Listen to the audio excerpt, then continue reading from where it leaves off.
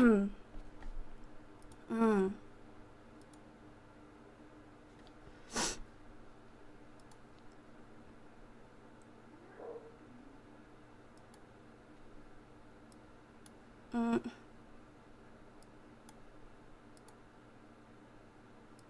This fucking camera.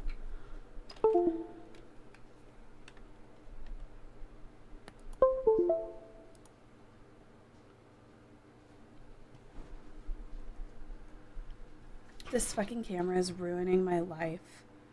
I have like another cord coming on Friday to test out, but I'm fucking returning this camera. I'm so over it.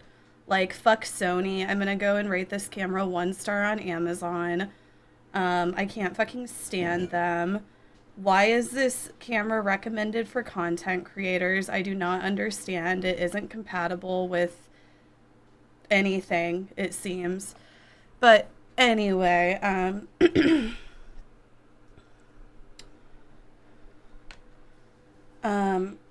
mm,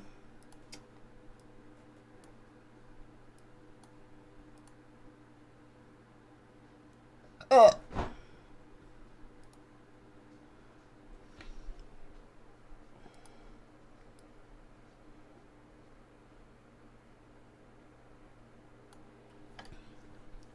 anyway.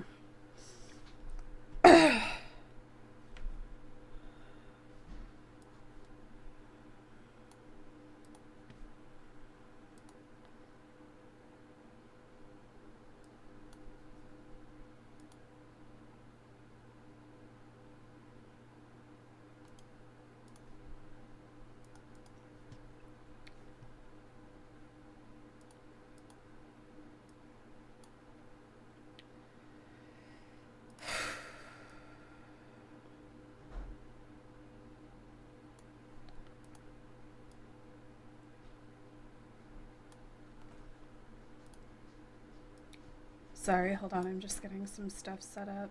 Can you hear me okay? Yeah. Oh, God. I'm already fucking annoyed. Here they come. Good.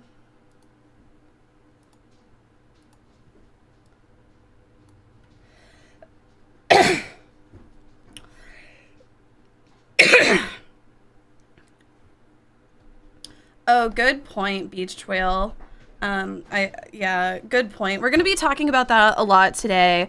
I already saw some comments in the chat. God, fuck!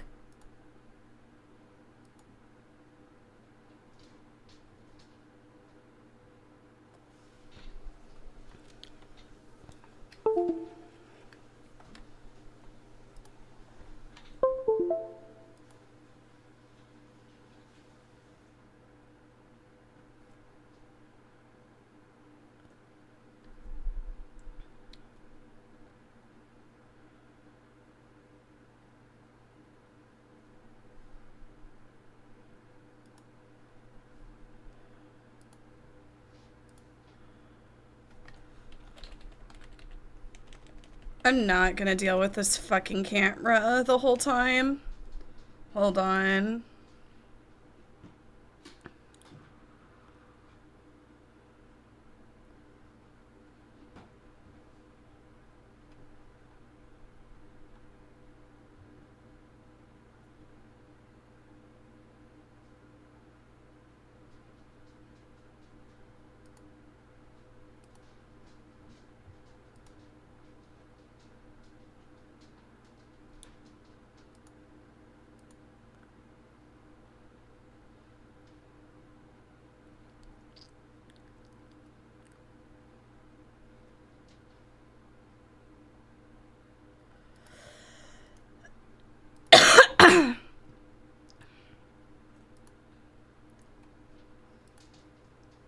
I'm just getting this set up because I just know my camera is gonna fucking freeze before, like, during my podcast, and I'm like, yeah, I'm not fucking with it then. Hold on. Then I have some stuff I want to talk about.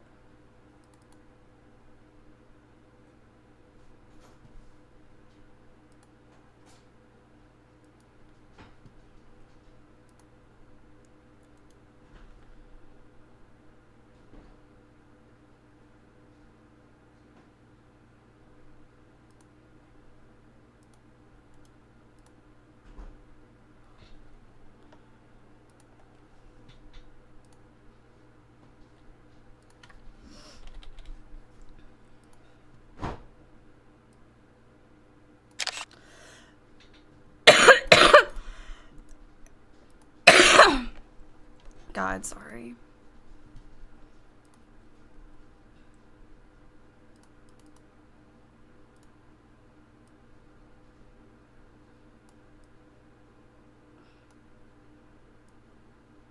Okay, I'm surprised my fucking camera hasn't froze yet. Okay, let me unpause my alerts. Sorry, I had them paused. Okay. 2 intros in one day. What a score. I know, you're so lucky.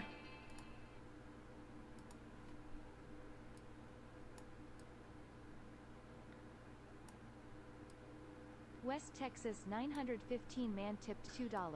Welcome back, Queen Kaceytron. West Texas man, thank you. Por el suscriptor por 22 meses seguidos.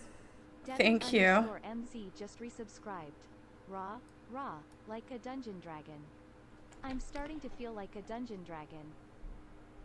Thank you for subscribing for 6 months in a row.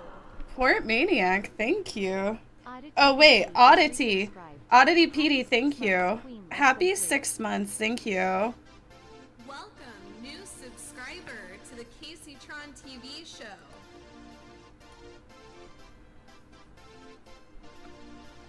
Cougaroo, thank you for the sub. Welcome. Cougaroo just subscribed.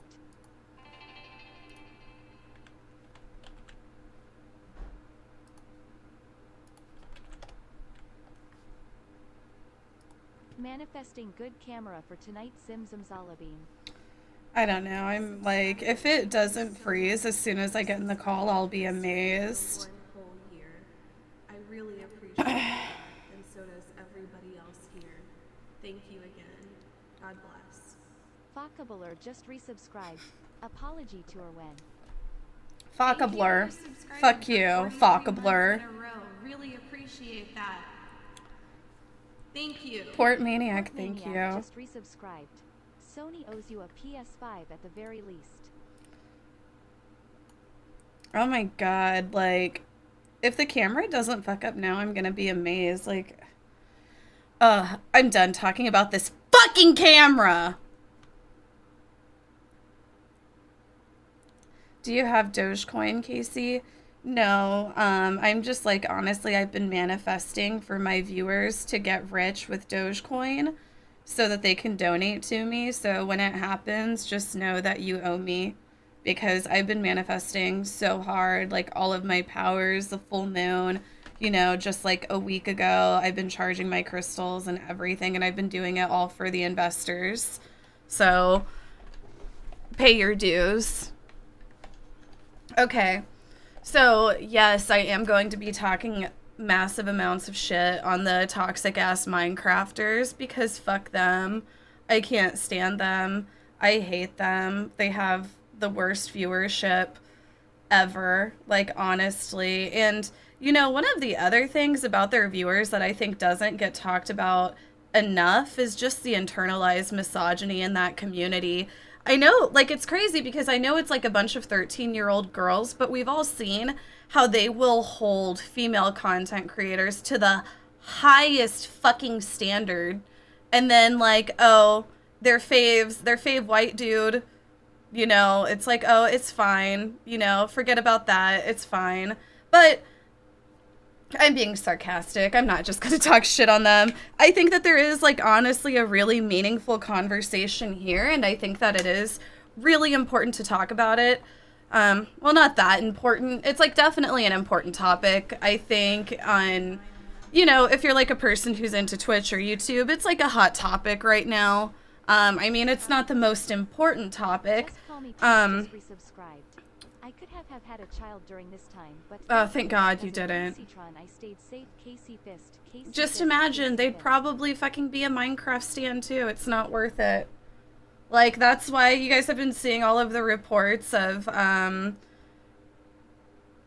child birth dropping in the United States, like, at an all-time low. It's because everybody's afraid that they would give birth to a toxic-ass Minecraft stan.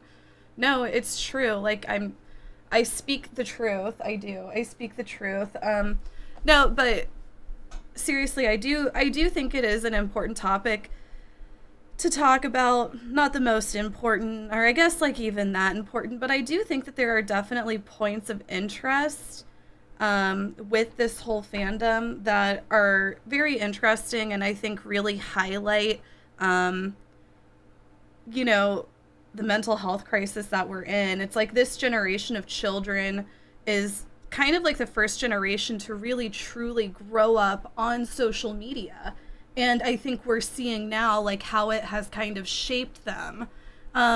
Some in good ways and then some in bad ways. And honestly, I'm curious to see what a lot of them are going to turn out like in like 10 years. But anyway, we want to have like kind of like a healthy, thought-provoking conversation around that because it is a hot topic in Twitch right now. And it's like, I'm not even going to talk really that much about my drama with them. We're going to talk about, you know, the Ice Poseidon recent canceling and the Carl Jacobs recent canceling, as well as Disguised Toast, and you know, just how they're really kind of creating, like somebody said earlier, they're creating a really toxic workplace for content creators. They're creating a very toxic workplace for content creators. It's actually insane. But anyway, let me give Holly and Sean a call and see if they answer.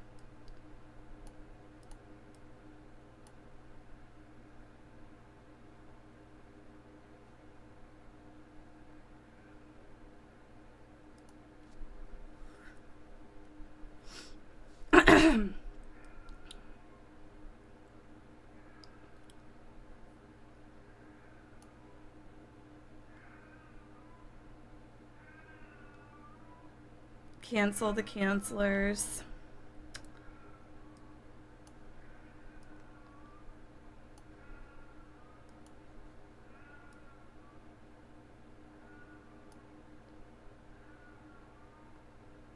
They're still doing their pre-show.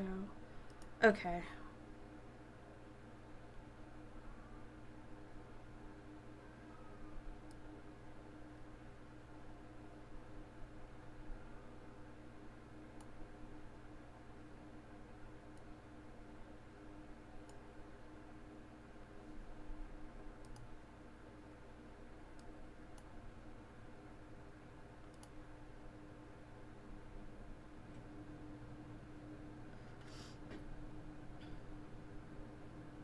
Twitch is broken right now. Oh, well, I'm 3 subs away from our next wheel spin. I can do another rap freestyle.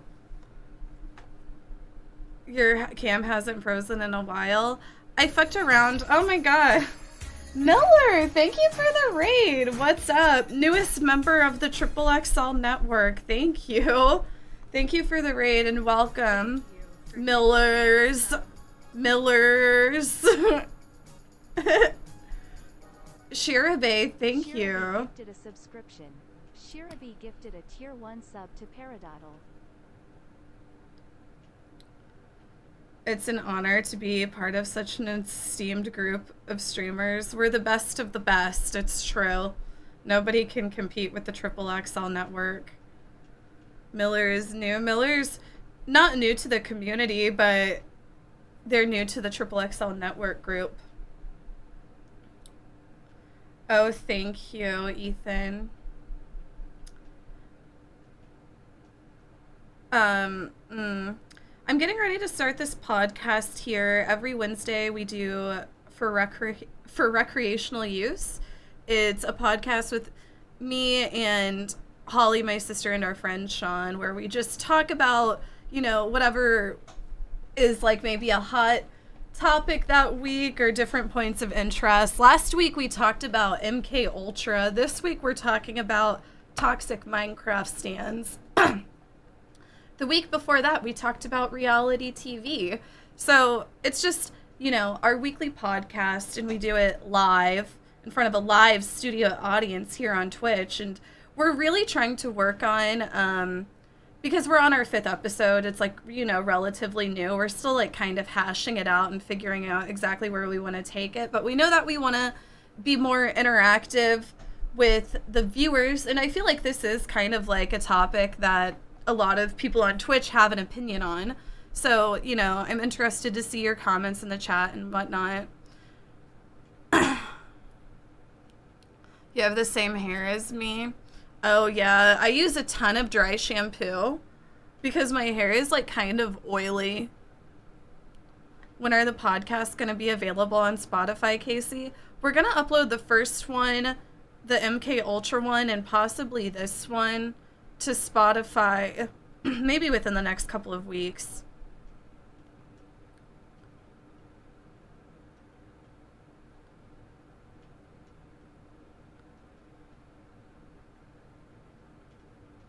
My friend's sister was a stan, not of Minecrafters, but just as toxic as a teenager, and she grew up to be unemployed and to leech off of her successful wife.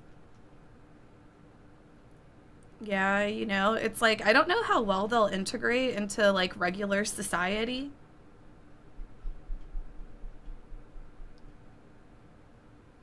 What time are you IRL streaming tomorrow? I'm gonna start between noon. Somewhere between noon and 2 p.m. CST is when I plan on starting. I want to try to get started fairly early. For morel hunting, should it be early or... Actually, I don't think it really matters that much. Is there a such thing as a toxic Roblox stan? No.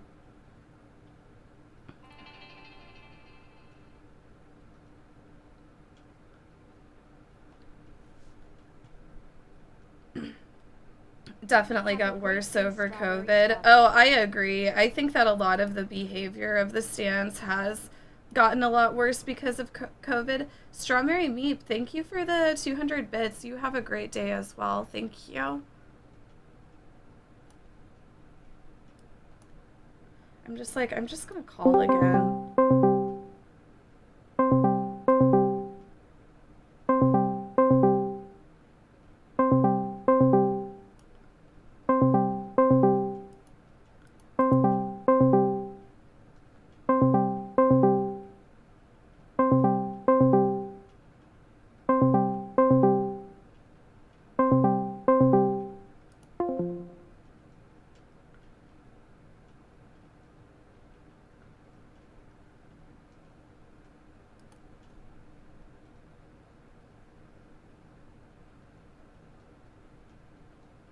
My cam is doing so good.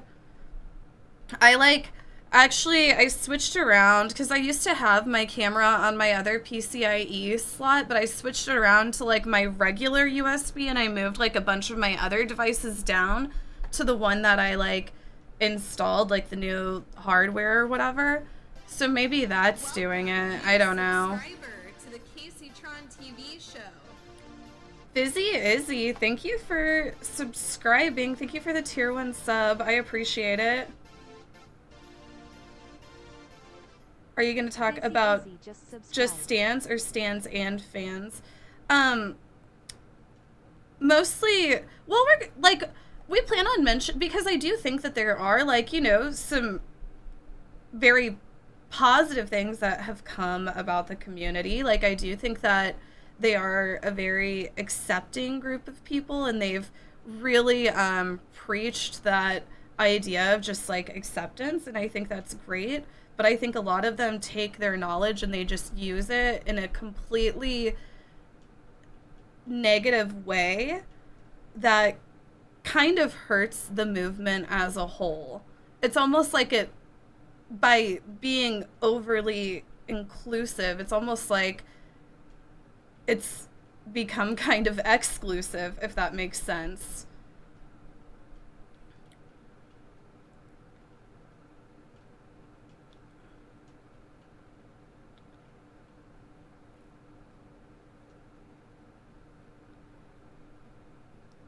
The stands are so out of touch. Yeah, like I said, I think like a lot, I don't know, and I guess like another thing I think with this stands is I've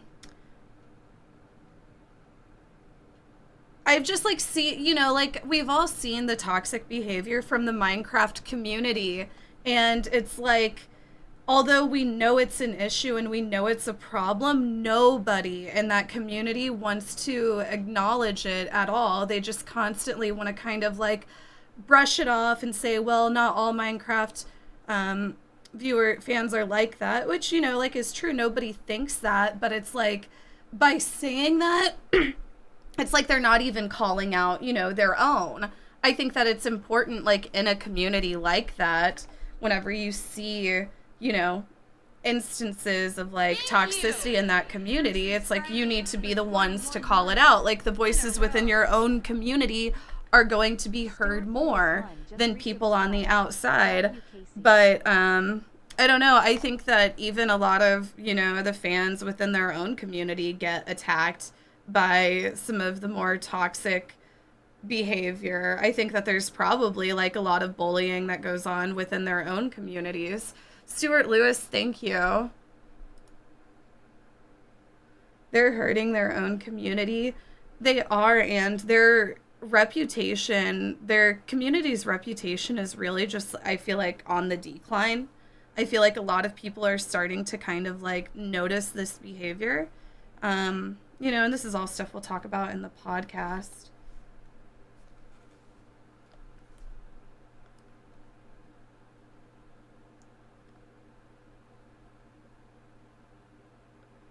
We don't bully each other. We help each other. LOL. Okay. Well, that's not what I've seen. That's not what I've seen. Like, I've seen instances of you guys bullying other people in your community into writing suicide notes. So that's just completely bullshit and a lie, and I'm going to call you out on it. Like, it's really shitty to be just that, like, you're just like that, I don't know, defensive. Yeah, it's just like defensive. Like you won't even acknowledge your own bad behavior because you're just, I don't know.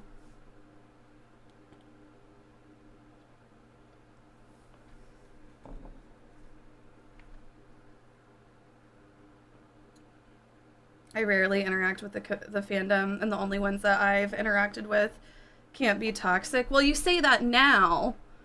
You say that now, but I'm just saying, you just said we don't bully each other, we help each other. And then whenever I called you on that, you said, well, I don't interact with all of the community, only a few, and they've all been positive. So it's like, what is it?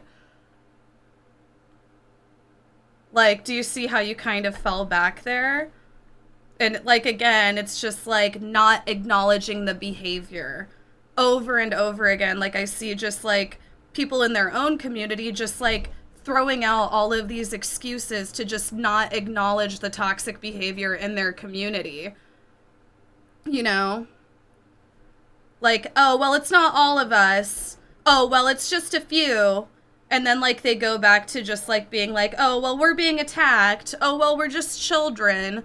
Oh, well, you know, why are you attacking? You know, it's just kind of like, okay, so are you going to acknowledge your behavior or not? Because what I've gotten so far is it's just like it won't be acknowledged within the community. It won't be acknowledged by any of the creators. It's just constantly kind of like brushed off and just cop out after cop out after cop out. And it's not helping the problem at all. It's just making it grow into an even bigger monster.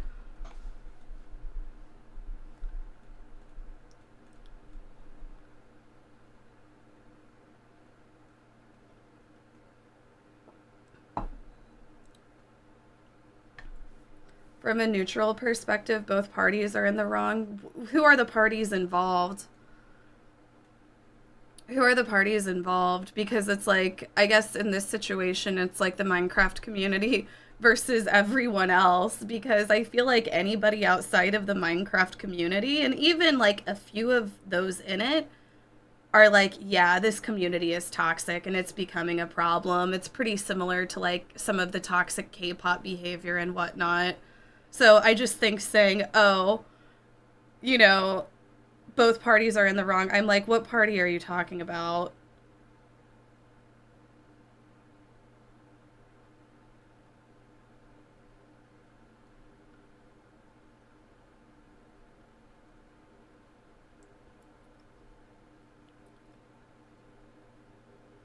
Like, where's the wrongdoing of everyone else, like, just calling out how toxic it is to harass people online under the guise of educating them?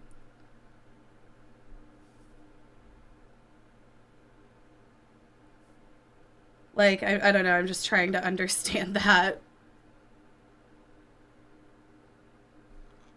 The female Minecrafters get so much harassment and the stands are silent. Oh, yeah.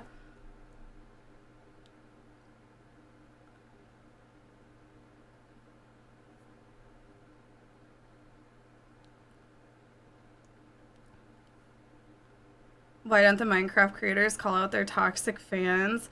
I don't know. I just like find it to be like incredibly sad that you've already made like so much money. You know, you're already set for life. It's like, how much more money do you need before you can be like, yeah, can you guys stop harassing people? You know?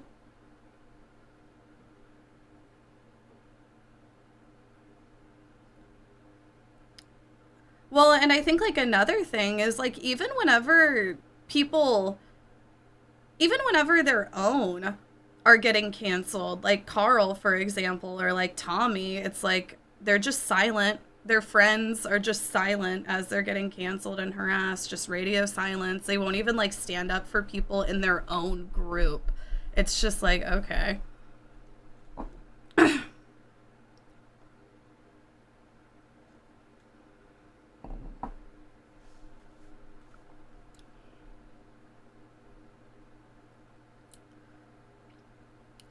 Maybe they just don't want to engage. I don't think it's that they just I guess like, yeah, they don't want to engage because they know that it's incredibly toxic and they will get harassed. So they don't want to engage. So I don't know, it's just like we're going in a circle, you know?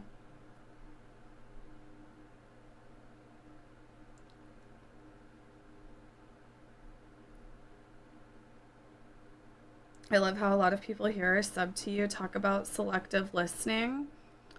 I mean, if any of the Minecraft kids want to bring up like an actual good point instead of their dumb bullshit that I've seen over the past like 2 months, then sure, go ahead. But all I see from a lot of the Minecraft stands is just like copping out and finding ways to not acknowledge their own behavior or the behavior in their fan base that everybody else is calling out and acknowledging and saying is becoming an issue and creating a toxic workplace for content creators.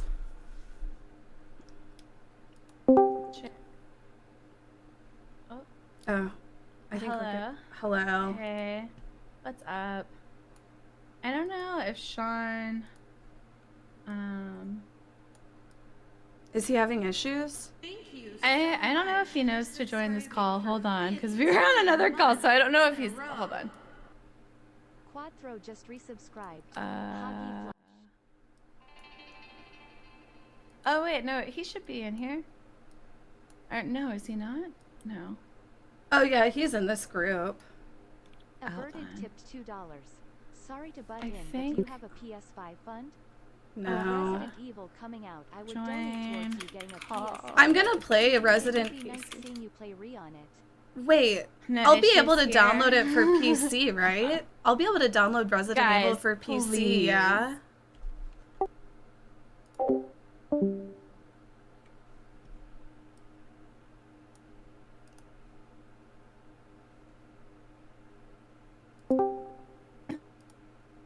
Oh, okay. So he had just walked away from his Uh-oh. computer, I think.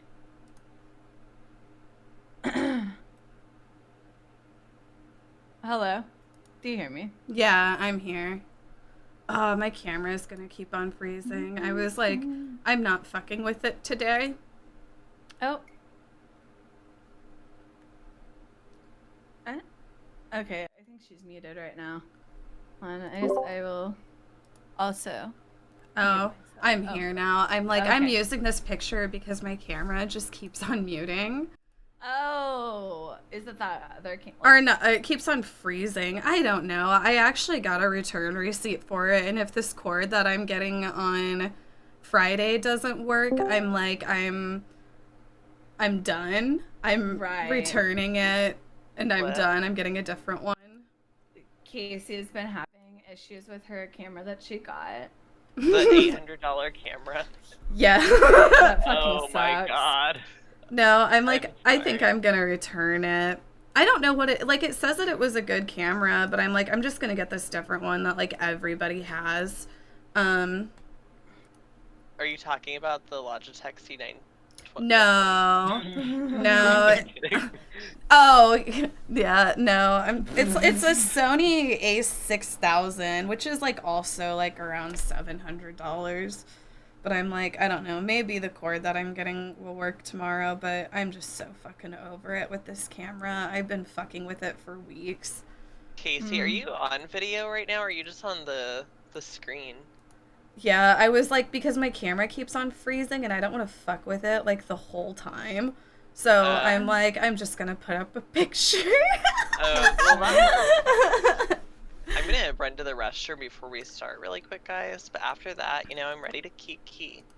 Yeah, we have, Yeah, one moment. you know, I'm excited to see how this episode goes, I guess. Like I was saying earlier, we've been experimenting a lot, you know, with things that I'm like, I don't know. I almost feel like we could talk about this Minecraft shit for too long. I know. I mean, it goes like deeper than just even the Minecraft thing. I mean, so what are you titling this episode, Casey? I titled it Toxic Positivity in the Minecraft Community. Ooh. I feel like toxic positivity is almost the best word for, like, I feel like that just like sums it up completely. It's just positivity to the point that it's like toxic. No, it's what they do is I would personally enjoy if you didn't call the whole fandom toxic. I didn't call the fucking whole fandom toxic, but keep on going to those regular cop-outs that you guys always go to. Oh, stop calling us all like that! It's just some of us, and we won't acknowledge them at all! Like, please. I do feel like it is kind of more of a toxic majority, I'll be real.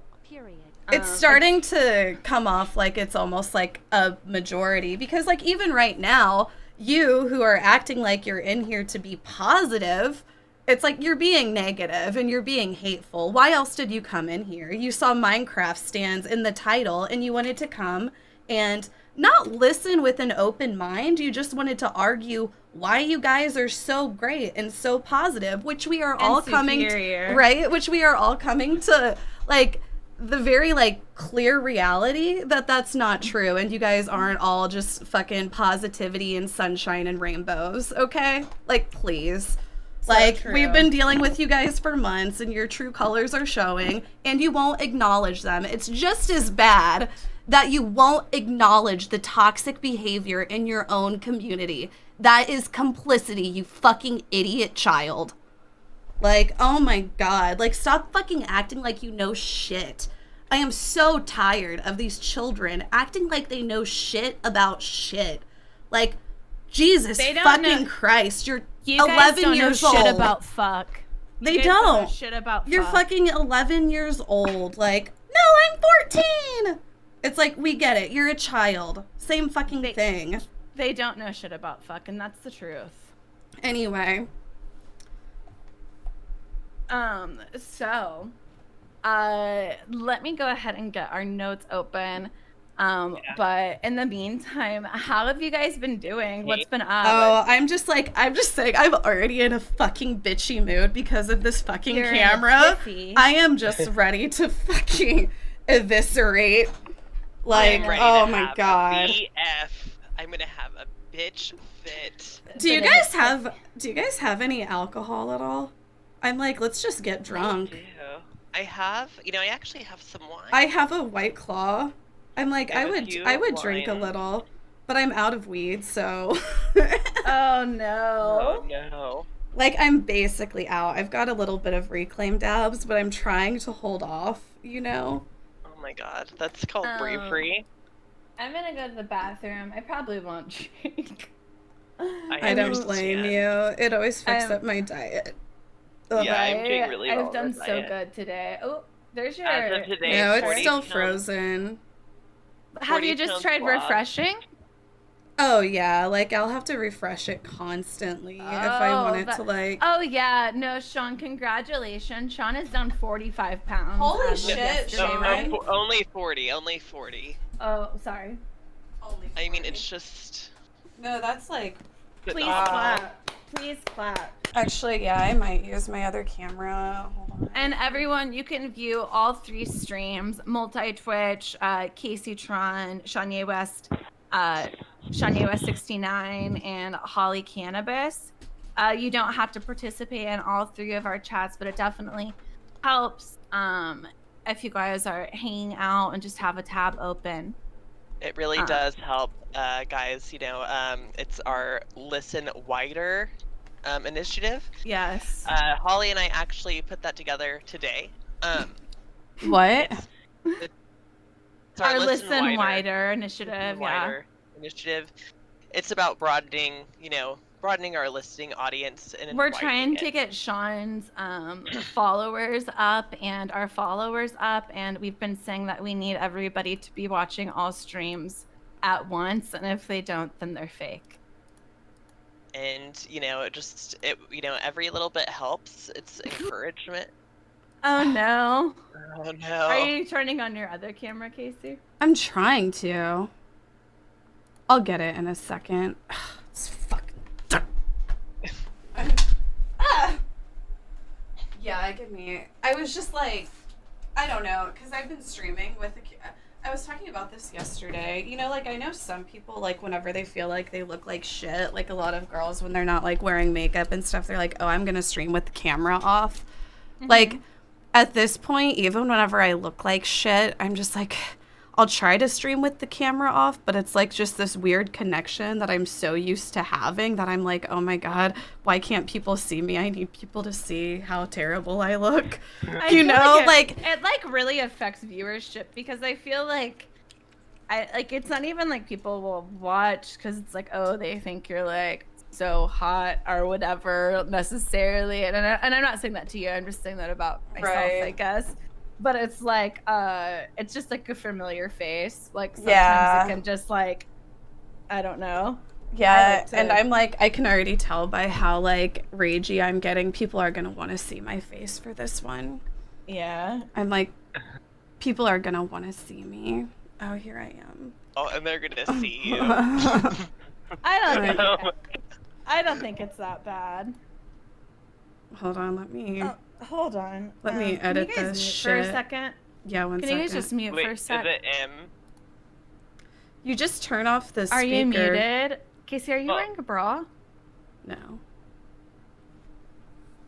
I'm wearing a sports bra. Hold on, Sean, I'll show you. What do we feel about sex with older men? Were you consenting? Sean, see this? If you just like click this on and off. Where it's like your desktop. It's like the mute. Yeah, like your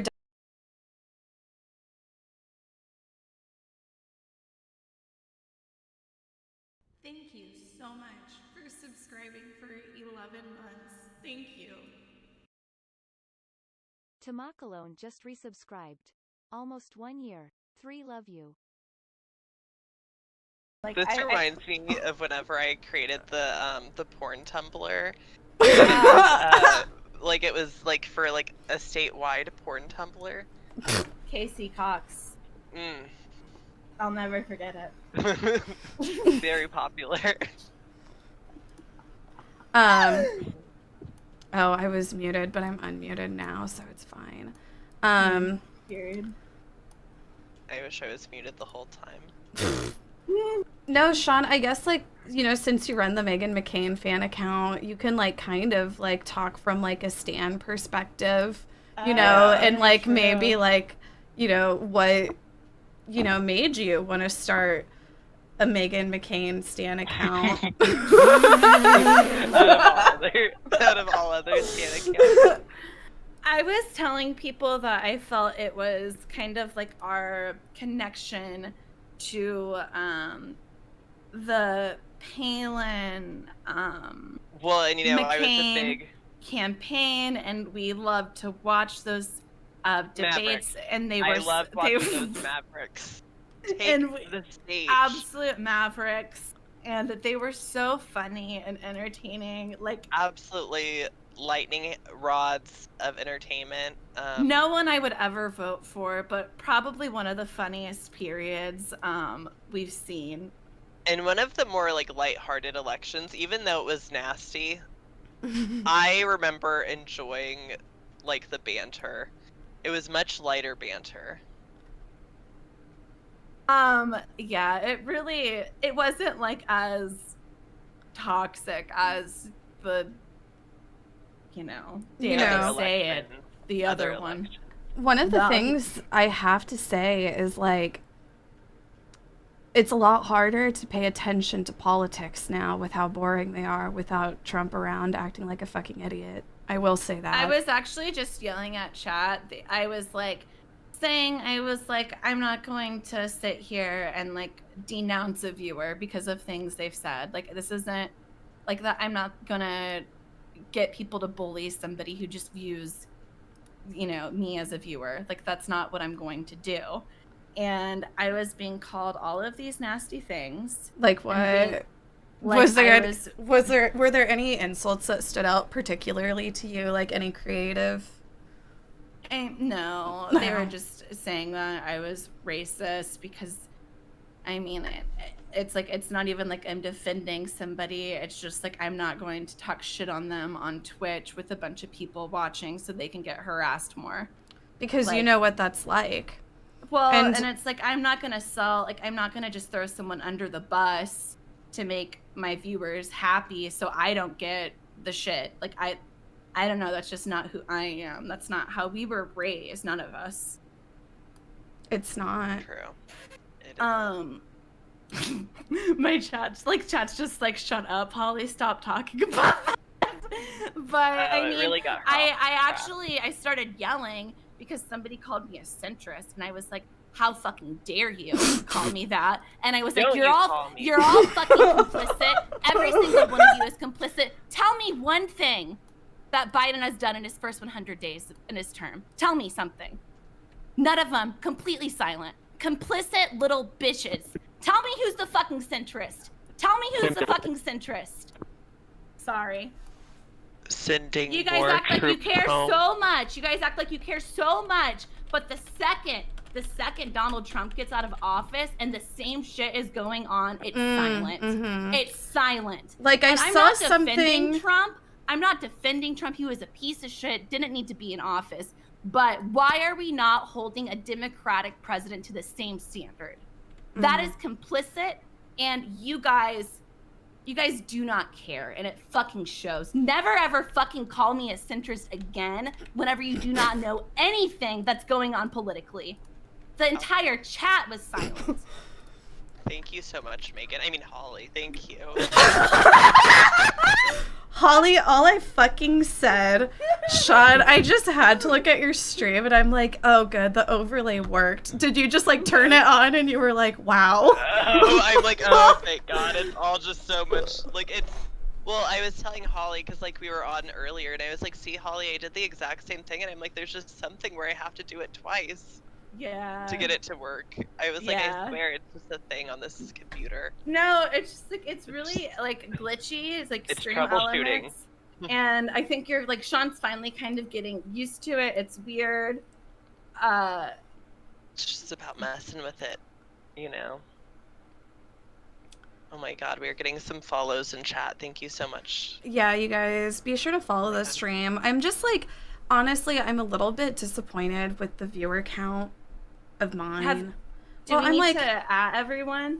I did already. Everyone in Discord? Honestly, like, I'm not trying to sound like hateful. I think it's because like D&D, like a lot of people just don't like D&D and it's like hard for them to follow. I was honestly going to ask you guys, how will you, because Sean, don't you usually have off Wednesday? Maybe we should try to do like mornings sometimes, and like start earlier. I don't know if like you guys would be. Yeah, I would do 10. That'd be great. I think that could work sometimes for sure. Yeah. The number one daytime talk show is on at 10 a.m.s, and I think we could be the number one internet talk show on at 10 a.m.s. Oh God, I'm so jealous of that dab you're taking. That's such a good point, though. There's like no talk shows on Twitch during the day, it seems. Yeah. Yeah, like a lot of people, a lot of streamers, you know, maybe they aren't necessarily full-time. They're like more like part-time, so they like work during the day and get in their streams like at night. Mm-hmm. Oh, shit. God. Yeah, I mean, I think an early time slot would be really quite nice. Yeah, I would be down for an early time slot. It would be really cool. But it would be hard to like stay to for Casey and I think, to stay. I can. Oh, I mean, for the we 4 wouldn't have to do months. it all the time. Yeah, Well, we'll if it switch was it like up. 10 a.m. If it was 10 a.m., I'm like, it would be really. I'm like, Casey, we would really have to get it together. I don't know if you could. I just don't think I don't know. I'm like, I've been waking up around like 8, 9, and like I wouldn't look good for it, but I can like get ready. Like if I really have to, I can like basically get ready and like most of the way ready in like 5-10 minutes, and then I'll start my stream and my intro's like 15 minutes. So I'm like, okay, I can like, you know, 25 minutes, half an hour, I can be ready if I'm really rushing. I just like, I don't know if I could, I'll be real. It's like an hour and 20 minutes, I feel like, is what it takes me to get completely ready. And then it's like, Holly, I've seen Holly get ready before, you know, like we've seen Holly get ready over the years. And I mean, I can be slow getting ready too, but whenever Holly's getting ready, that's when you can just really see the ADHD take over. And then if she does take Adderall, if she takes Adderall for it, then it's like she becomes too focused, and then we'll just spend like 2 hours doing her makeup. It's awful. I waited until I did my makeup on stream today. I saw that. I seriously wonder how long it took. Like, I was watching like a documentary. Yeah. And I was like, hold on, did this take me 3 hours? I was like, I don't think it did. I think it was about 1:20. But it's just unbelievable. But I will say, I just want to say, I haven't had to retouch it at all. Did you get a setting spray, or did you even use a setting spray? Well, it's that Milk Hydro Grip Primer. I'm telling you, the Secret Primer. Where is it from? What is it called? Oh, it's Milk. That Milk brand. It's Milk Pussy Grip Primer. It's like this, like. Is it one of the drag queens lines? No. It just sounds like Milk. it would be. Well, It's not Milk actually is a called. drag queen, but there's a brand called Milk too. Oh. It's really not called Pussy Grip. It's just called like Hydro Grip Primer. Oh, I was like, But are it's the drag seriously- queens doing a pussy grip line now? Like, But it's seriously like glue. I can't even believe it. Like, it even, you know how I like have been having to draw on my eyebrows completely since I shaved them off, and they were just like really patchy, and like they'd be like really bald in some spots, because since I got this glue, They look so full. it's worked a great wonder. No, honestly, I think all of our eyebrows look really good right now. See, I feel like my eyebrows look like shit right now, but it's like you You're being can't so tell. hard on yourself. You're being so hard on yourself. If I shave them, you know, Holly, you should have made shaving your eyebrows a sub goal. You really missed out on capitalizing on that. I'm like, if I shave them, it's gonna be a sub goal. The way it just ended up working in my favor, I just I'm like, I don't know. I'm like, maybe I should. Like, one day I was really stoned and I was like, no, I need to start from I need to start over. Yeah. Oh, I've thought about it. So Casey, tell me what we're going to be talking about today. Okay. So I guess let's go ahead and get started. Do you guys have our document pulled up? Are you guys ready to start with the script? What is that? Wait, I think Sean's watching something else. Oh, okay. I'm like, I don't know what that is either. Yo, it's Sean. Yeah, I think.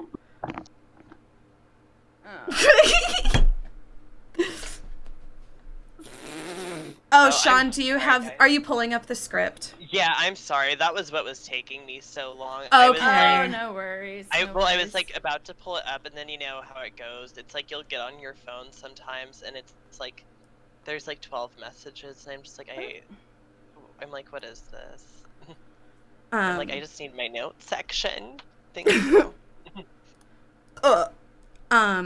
So. Yes. Hold on. We're doing this for our editor where we put our arms up to signal that we're officially starting. You know, and just give it a minute so they see it. Okay. Hello, everybody, and welcome to... I'm Holly. Okay, hold on. Do you have the music ready? Yes. Okay, good. Okay, start over. Okay. Hello, everybody, and welcome to For Recreational Use, our weekly podcast where we talk about whatever we feel like talking about. Tune in on our Twitch every Wednesday night to watch live. You can find us at Holly Cannabis Twitch TV. Shanye West 69 Twitch TV. And Kaceytron at twitch.tv. If you're watching live, you should be watching all of our streams, by the way, and have them all open. So if the mods could just link that in the chat. Can you hear my cat in the background? Yes. I think it adds a little flair. Okay, good. I think So, this week we're going to be talking about a hot topic on Twitch recently. And, you know, it also hits pretty close to home with us all, you know, being canceled and harassed as well. Oh, we're a little late with the music. oh, they normally have it play while they're talking. Like, oh, you're right. You're right. When you have to talk. You have to talk during it because when you don't, it'll like noise gate it so it won't play to the Discord call.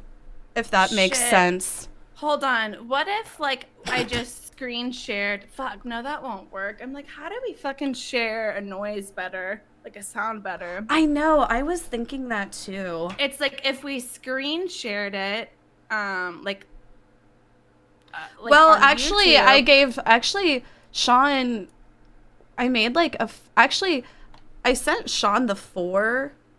I saw those, yeah. But I don't have it set up for me, but I set it up for Sean. Well, I just set up a full, like, I just have, like, on my, you could just capture the screen really quick, too, I guess, like, full. It doesn't matter, okay. Yeah. Okay. Okay, so. Start over again. And then, for all of our Spotify listeners, you know, for all of our Spotify listeners, all of you listening on Spotify right now, just ignore that. Editor, cut that out. Okay, so let's just like do hands up. Holly, you should do the intro and play the music because then it'll work out perfectly. Okay. Because, yeah, then the noise gate won't fuck it up. Hello, everyone, and welcome to this week's episode of Recreational Use. Today, we are going to be discussing a very hot topic in the Twitch community, toxic stan culture. We are your hosts. I'm Holly Cannabis at Twitch TV. I'm Shanye West 69 at Twitch TV. And I am Kaceytron. And this is... For recreational use only.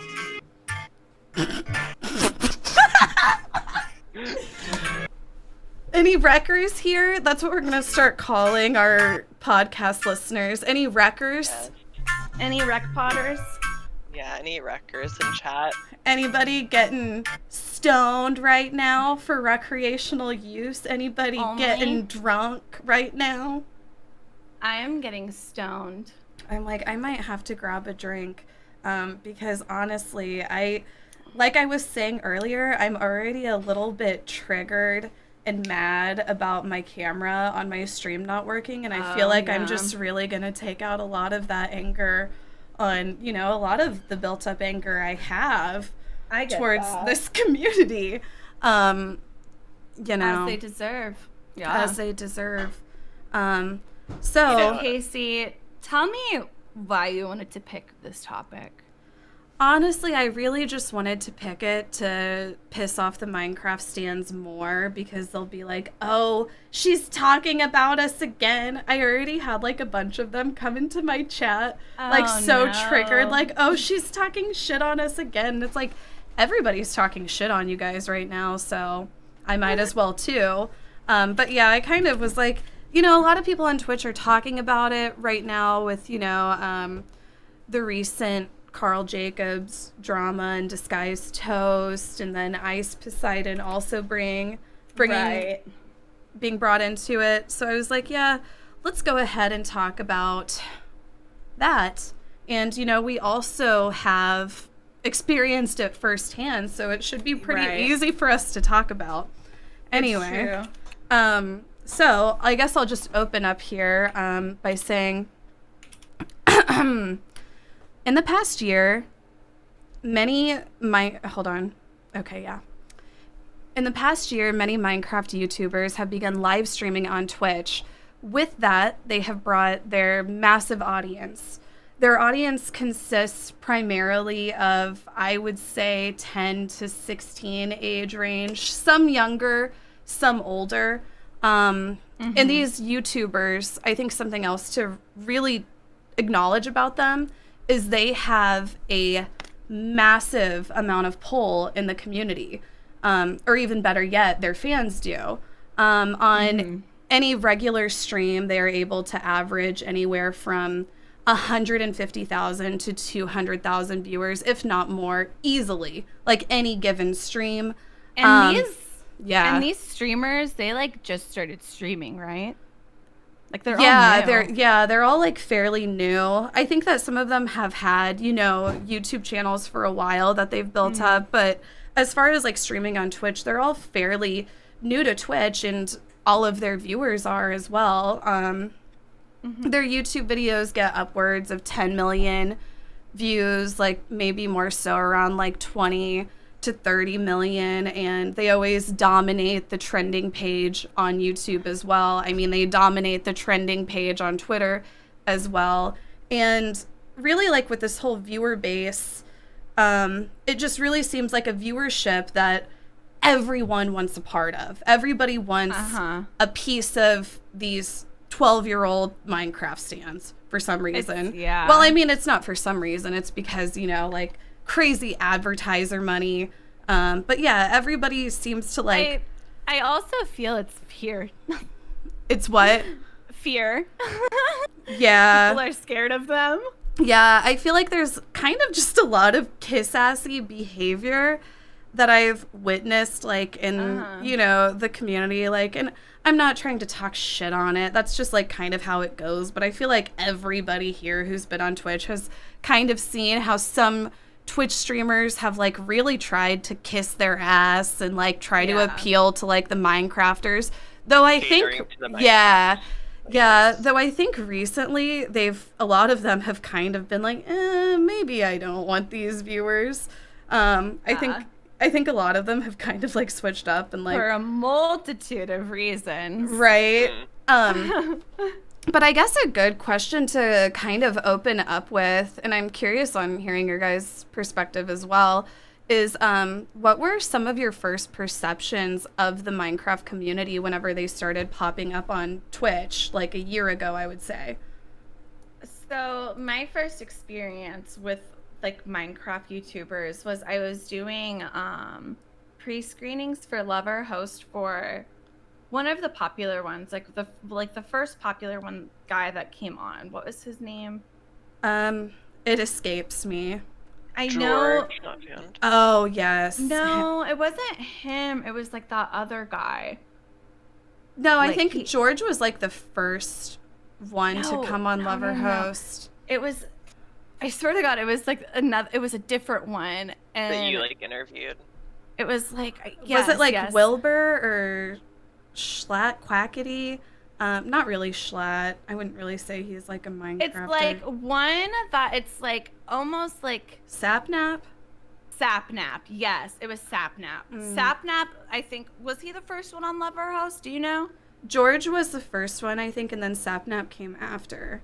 Which it's like, oh my God, we better not even mention their names. I'm not even kidding you. I'm going to have like a bunch of kids threatening me on Twitter for even just like uttering their names. I'll be like, I'm going to kill you for even mentioning George's name. I'm not even joking. No, that's what it was like. So, yeah. I do this podcast that normally ranges like 200, 500 viewers. And, you know, it's like kind of like the same group that gets together every week. And we just interview people that want to go on Lover Host. And like most of the time, like I never even would ask like who it's for, because it was just like, whatever. I know that, whatever. So I hear like it's for Sapnap. I'm like, I don't even know who that is. And then like we go live and I'm just like, whoa, there is like immediately like 7,000 viewers. And I was like, huh, that's weird. Different, right? But like what freaked me out was just like the chat, like how they were being just kind of like, I don't know. It was like they would just like attack different people that we would interview. Like, oh, she's not good enough for him. And different things like that. And then it was like we ended up like finding this one girl who was like a great fit for the show, and she was actually like popular on TikTok, and you know she had like kind of collabed with them before on TikTok or whatever. And after she like is asked to go on Lover Host to kind of expand her career as a content creator, she gets all of these harassing like messages from all of these like people saying that they're gonna like kill her and shit. And I was like, whoa, like what the fuck is this? And I remember messaging you, Casey, and I was like, I don't know if you're going on this Lover Host, but this is one of the weirdest things I remember you mentioning that to me. Did she end up dropping out and not doing it? She was so freaked out and worried that she didn't do it. And I remember I messaged you and I was like, this is really, really weird. I was like, I don't know. I was like, it honestly made me feel like it made me question my place on Twitch. I was just like, do I even belong on Twitch anymore? Is this what Twitch is now? And it felt so weird to me. It made me question my place here. That was like my first like reaction to them. And then I thought like, oh, wow, they're like this really wholesome group and they're so politically correct. And like, that's great. I guess that was my thought at first. And then it's just like everyone I know or was like associated with started getting harassed and like canceled by them. Like people that weren't even like big streamers, like people that had like a viewer count typically of like 30, 50 people would become like victims of this harassment just for like interviewing to be on the show, just for like tweeting at them, for getting any sort of like recognition at all. It was bizarre to me. It freaked me out. What was like, I'm sorry, that was like a whole rant. What was your like experience like? Because yours was probably on Lover Host, right? Yeah, I guess like my first like experience with them, I guess, is like honestly just being like kind of like shocked by the amount of influence that they had and how easily they were able to just like pull in viewers and like, you know, surpass like any records that had happened on Lover Host previously from, you know, some really big streamers. And I think whenever, I was going to say, I think whenever I really acknowledged like how big their influence was and the difference was, you know, there had been like a lot of these Minecraft YouTubers appearing on Lover Host. Like there had been like several. And then maybe like 5 or 6 months ago, James Charles was on the show, and this was before his most recent cancellation. But I remember James Charles being on the show. Everybody was expecting him to get like a ton of viewers, you know, like, oh, he'll easily get like 100,000, like maybe he'll be the new record. And he actually didn't get that many.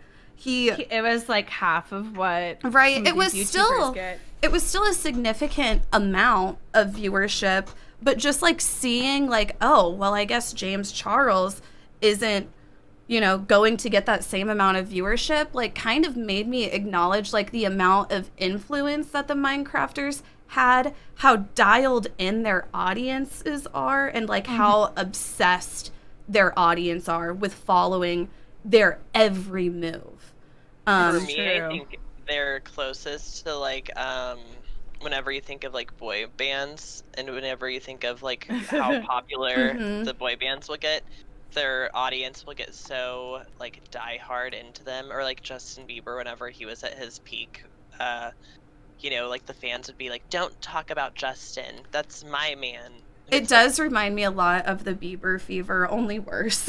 Yeah, it's like way worse. So worse, like so much worse in this like different way. They've become politicized. Yes, and it's like I don't. It goes beyond that. Yeah. Another thing that I think people don't acknowledge is like a lot of their viewership, like these numbers that they're pulling in, are really like on par with like pretty big network television. I don't really follow like network television that much and like what type of viewership they're able to pull in. I think Sean knows like a little bit more. Do you know like any different shows and like the amount of viewers they typically pull in like on a premiere or live? I mean, like I've seen like a lot of these like episodes of Love or Host hit like, you know, 27,000, you know, and like there's been like 100,000, like 100,000, and so like a network like the CW network gets like on a live viewing like 60,000 viewers. It's not really, or 600,000. I'm sorry. So it's really not that many compared to like, you know, a normal show. But then whenever you think of like an MTV broadcast, like 800,000 people are watching. But like if you're watching like 100,000 just like in a live viewing, just imagine how many times it's played over 24 hours though. Right. Especially with like the YouTube creators. Oh, for sure. Like the algorithm must be huge. Like in the typical like program audience is 18 to 49, but like a Minecraft stan, it's like the audience that like network TV doesn't even really want. They're like the 10 to 16-year-old. Yeah. But yeah, like, I don't know. I just felt like that was, I feel like it's really important to notate, like, going into this whole conversation, just, like, how much pull they have, like, how big of an audience they have, and how, you know, it's like, in this business, what matters is money. So that's what people care about. And I think that's why people are so hesitant to, like, call out any of the behavior or challenge any of the creators at all, you know, in any capacity, even if it's like in a nice way or like mean, you know, it does like, because of the amount of, you know, numbers and money they're able to bring in. It's like people just don't question it. They can do whatever the fuck they want, you know. Right. Their viewers could, like, it's like, I feel like at this point it's like, I don't know, their fans could probably drive just multiple people to suicide or something, like, God forbid. That sounds awful, but I feel like even at, like, people just would sweep it under the rug. They're like, oh well, it does, just hide it, just don't talk about it, you know, don't upset them, don't upset our content creators. I mean, I think it's like a definite possibility. I mean, we've seen this happen before in different communities, especially, I mean, we've definitely seen it in fan fiction communities. Like, that has been something that has happened in multiple different fan fiction communities, nothing to do with their fan fiction community. I don't know about theirs, but that's something that has happened. There's definitely a vulnerability to a lot of these kids. Like, they're young. And I think... And they're so dialed in, like, they're just, like, so dialed in, and, like, then with COVID, it's like they're able to really just obsessively, like, watch what they're doing. I feel like for people who really don't know much about Minecraft or Minecraft culture or YouTube culture, really don't pay attention to that, it's like, how would you, like, best describe this group and what they do and why it is they're so popular? Okay, so I feel like when a lot of these content creators, along with their viewers, started, you know, popping up on Twitch, they were really known for their wholesomeness. Everybody was just like, wow, these kids are, you know, they're so wholesome. They're just all about positivity. They don't want anybody to fight, you know, even if it's just like for content. They don't want to see anybody fighting or, you know, like arguing with each other. They just want positivity and wholesomeness. That's what they like to see. And I feel like it really started kind of creating this weird dynamic on Twitch.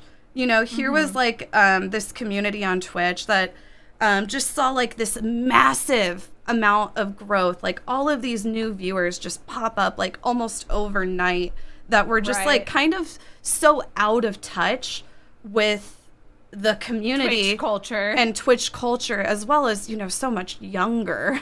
Well, and like it's like funny because I feel like the sorry, my voice. Oh yeah, you're fine. I feel like the average like Minecraft stan probably doesn't know most Twitch emotes. Like they don't know what the fuck they read whenever they're in like Austin's chat and Lover House, because they like a lot of them are probably like reading it on mobile too. Right. It's like they're very out of touch with Twitch culture. I feel like to the point they don't even know what like what our emotes are. I don't like, maybe that's like too far. No, they really don't. They really don't. That's been my experience, and I remember being like, huh? Like, that's so weird. But like, I guess like what I was like saying was like, okay.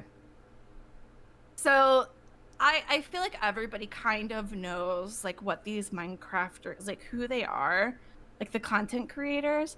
But it's like, I've just, so for me, I'm sorry, I just have to dial it back. Like before we even get into the stan culture, for me, I just was like, why is this such a big thing anyway? And it really just like, I just had to question it. I was just like, why are they so popular? Like, I didn't really understand it. It was like nothing against them. I still don't understand. Nothing against them. Like, but it's like, of it all. How did they get so popular so quickly, overnight, big success? Like it made a lot of people question. Like, I've seen people like propose the idea that they're like, and I'm not saying this, just I have seen people propose the idea that they're like the first like YouTube plants and all this crazy shit, because like nobody understands it. Like it's never really been done before. And I've heard like a lot of people talk about how one of the ways that they initially like got a lot of their viewership is like just taking advantage of the YouTube algorithm, which is something you'll hear talked about a lot in that community. Like they'll talk about like the YouTube algorithm and like tips and tricks to like get your video you know, more hits, you know, and like they would do things like, you know, tag people that were like popular in videos and things like that to kind of like get like them PewDiePie, right? Wasn't that? Yeah. Well, which is ironic. That's one of the things I found whenever I was looking into this. Like, how will you explain that? Because that's like, honestly, will you explain that? Because honestly, I feel like that's so interesting. I just was like, how? Like, I really was, and it was nothing against them personally. I wasn't questioning their talent or their skill or their ability to entertain. Nothing like that. It's just like there's so many entertaining content creators out there. Why them? And why so much? It's unheard of. So I had to do some digging. Thank you, Clemmy Bear. But I had to do some digging, and what I kind of found was that one of the things that they did was they would tag popular content creators in videos, and that's how they would kind of get traction on their videos at first. And they wouldn't even be like referenced in it, and it like actually pissed off, like PewDiePie was like one of the main people they did it to. It actually pissed off PewDiePie so much that he actually called them out on it. Like, he even called them out on it. This has been a while ago. Like, so he wasn't attacked at the point that he called him out because he wasn't that big yet. But I don't know. Maybe he'll get attacked now because people will dig that back up and they'll be like, look, PewDiePie attacked so-and-so for being upset about them tagging his name all the time. You know, let's attack him. Right. Well, now they're probably more popular than him. I don't know. I would say they probably have more followers than PewDiePie, or, you know, some of the most popular of them. I'm not sure. So it's so funny. I just have to like mention this as a little bit of a side note. But like right now in my chat, I have so many of them in here that are just like, don't stereotype us. Stop stereotyping us. We're not all the same, which I mentioned earlier is just like another cop-out, another way to like not acknowledge the behavior and brush it off. And not acknowledging behavior makes you complicit. So, you know, keep on talking. But yeah, it's just interesting. I've had so many of them in my chat already, probably because they caught wind that we were, you know, even speaking about this topic. This meeting. That literally everybody else is talking about. But anyway. Sorry. So, like, that was, like, kind of, like, one of the first initial ways. Like, they kind of, like, rose to success. And they really capitalized on this whole, like, role-playing thing in Minecraft. And I don't know if that's super popular, but that was, like, that's their whole shtick, is they role-play Minecraft. And right. You know what Sean was even... each other up. What Sean was even telling me, he was talking about, because he works, like, you know, like retail, so he sees like a lot of people in and out. He was like, yeah, I've actually seen like so many George Not Found and Dream hoodies just out in public with, and I'm like, what, really? Yeah, a lot of George Not Found. It's surprising because I mean, you know, I see Among Us hoodies at the same levels, right? And it's like big. You know, one of the things that's like, this is totally off topic, but one of the things about those fucking hoodies is there's so much fucking scandal around these goddamn hoodies because they've faced so much criticism, you know, saying that like their fans have said it's like lazy or whatever, because it's just like they'll look up an image and it's like copy pasted on like on a hoodie they sell for, I don't know, like upwards of $50, I'm guessing. But yeah, well, it's like he took a Supreme logo and put it on a hoodie and then sold it for $60. Like, stuff like that. I mean, it's definitely one of the... I just don't know. It's a very odd group, and they've expanded into a few different things, like music, and I mean, a lot of people have said that they have tried to, like, kind of, like, create their identity based off of content creators in the past that have been like canceled now. There's a lot of fascination around this because we're not the only ones that are like, what is this? It's like, really, I think the entire internet is curious. So that is what I found through my research is, you know, they kind of use different content creators, tagged them in their videos, got like kind of, you know, traction that way, took advantage of like the comment section or whatever it is where you could post things and your community like thing on YouTube and things of that nature, but mostly tagging really popular people. Yeah. And then, I mean, they just, what they do is they role play Minecraft situations. So that's really all that I truly know about them, other than the fact of like our experiences with their stands. Right. So I think like another thing to really notate is how like whenever all these stands started like coming over to Twitch overnight, you know, like I was already talking about how the audience was just so different from what Twitch is like, you know, it's like they just came to Twitch and they had no idea like the culture that's been built around Twitch or, you know, like any of our like inside jokes or memes. And I know that sounds so stupid, but just to have like such a large audience come over and just like change Twitch overnight, you know, It was just kind of like, I don't know, you know, I with mean, like not having changed lover host. Yeah, definitely. Right. Maybe not like all of Twitch, but it's just been like such a change. And Twitch, in my opinion, has kind of been a platform built around trolling and memeing. I feel like most of the time it's all in good fun. Sure, sometimes it can get a little bit toxic. Oftentimes streamers will, like kind of pick fun at each other, joke with each other. And like, honestly, I feel like a lot of us just kind of like, like I've thrown shade and jokes at like Soda Poppin' or Nick, for instance. And it's like, they don't take it seriously. They've done it to me too. Like, it's like kind of this be a big, yeah.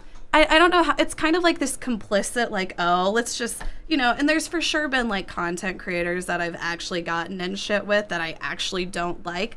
But I feel like a lot of the time we're just kind of, mocking each other and good fun. Like the same way, like, friends would, you kind of like roast your friends and make fun of them in like a playful way. And when a lot of the Minecraft stands started coming over, it was like kind of frustrating because it was like I couldn't interact with some people like I normally would, because they would act like I was, bullying them or a bitch or like an awful person, for just like doing normal kind of banter, I guess. And it wasn't just you, and I saw that across the board.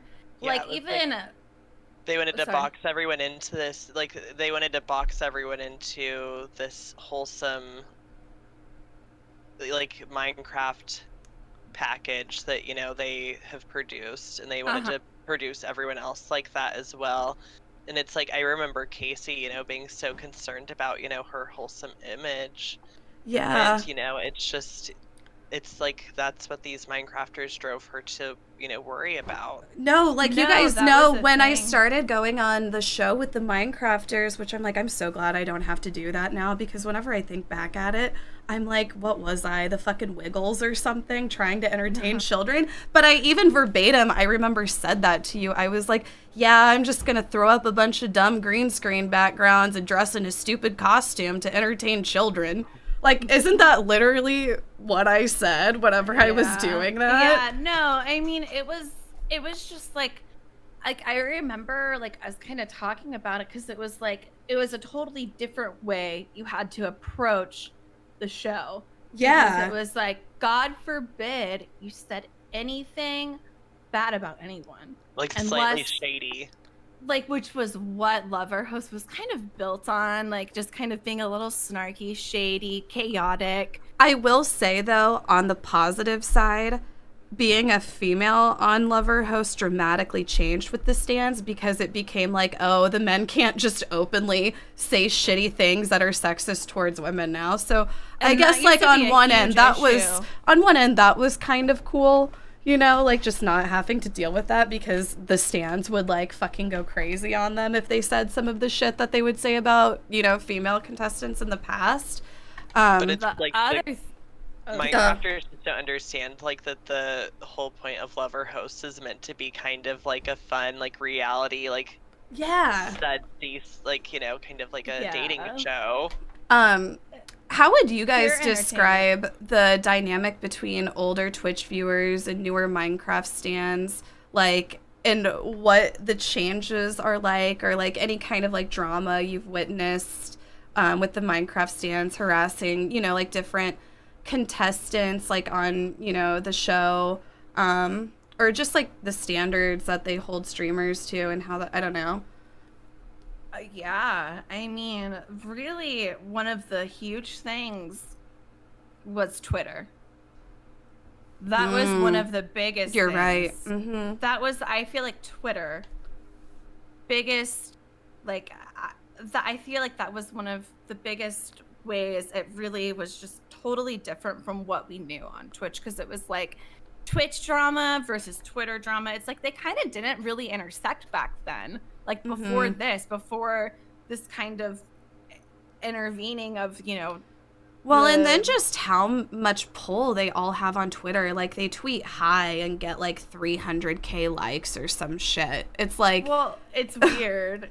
Yes.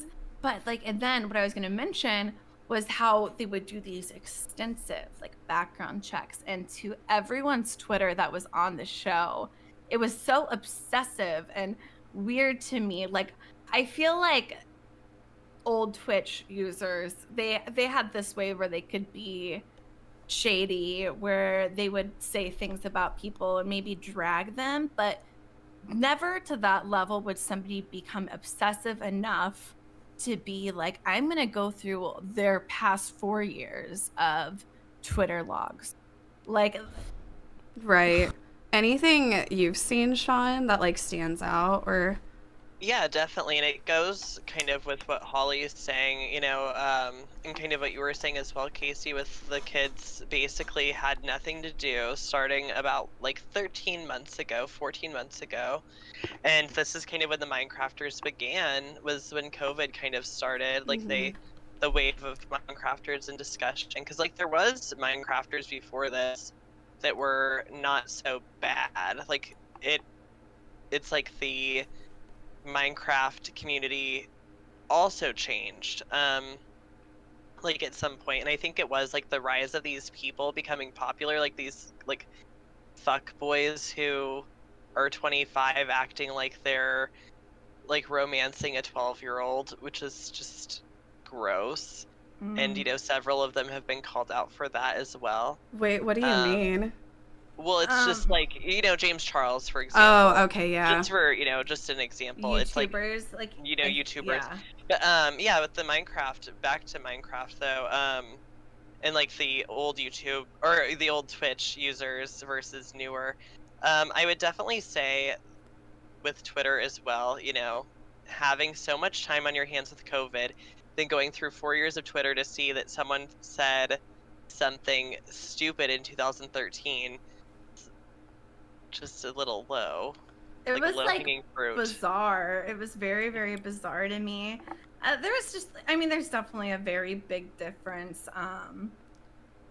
In some ways I feel good, in some ways bad. Like, what would you, what's your biggest takeaway, Casey? Because you've been on Twitch, you know, longer than Sean and I. Yeah, this is kind of like a little bit of tea, but I've mentioned this on stream before. So whenever they started popping up on like the Lover host shows, it didn't really like hit me until like I was canceled. You know, I say that in quotes, by them.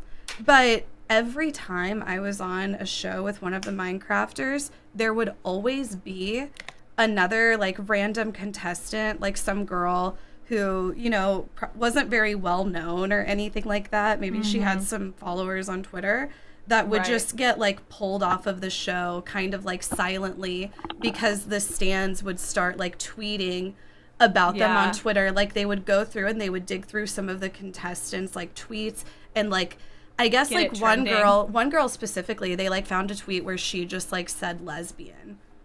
And they started like acting all crazy about it, and she got like pulled off the show. And this happened, like I said, numerous times, where it was just like this weird fan base of like 12, 13-year-old girls that like obsess over these like Minecraft boys, get like weirdly jealous. There's a lot of jealousy involved in this. And Minx kind of like mentioned this to me recently. She said it on eGirl Rejects. She was talking about how in the latest show she went on, she was like, you know how when it was old Lover host, it was like it was all girls who streamed and we knew it was a show and we didn't take it super seriously, you know, and we, you know, she was just like, that's completely changed. And like whenever it's backstage now, she was like, yeah, like all of the girls were like giggly and like, oh my God, let's see if we can get him to look at us. Oh my God, wave at him. Oh my God, he just waved at me. Like actually, you know, like it's like, as much as people said it was like scripted before, it's like, well, I guess they got what they wanted because it's actually become more real and these contestants really do want to, you know, date this streamer, which I don't know. I just, whenever she said that to me, I was just like, that's weird. That's really weird. But yeah, I think, I don't know, I guess like kind of moving on to the next topic, I feel like, That's bizarre. Isn't it just like, oh, like when Minx told me that, I was just like, oh, that's something else. But I also think like it's important, like while we're talking about how toxic they can be, that we acknowledge that there are a lot of positive sides to the community.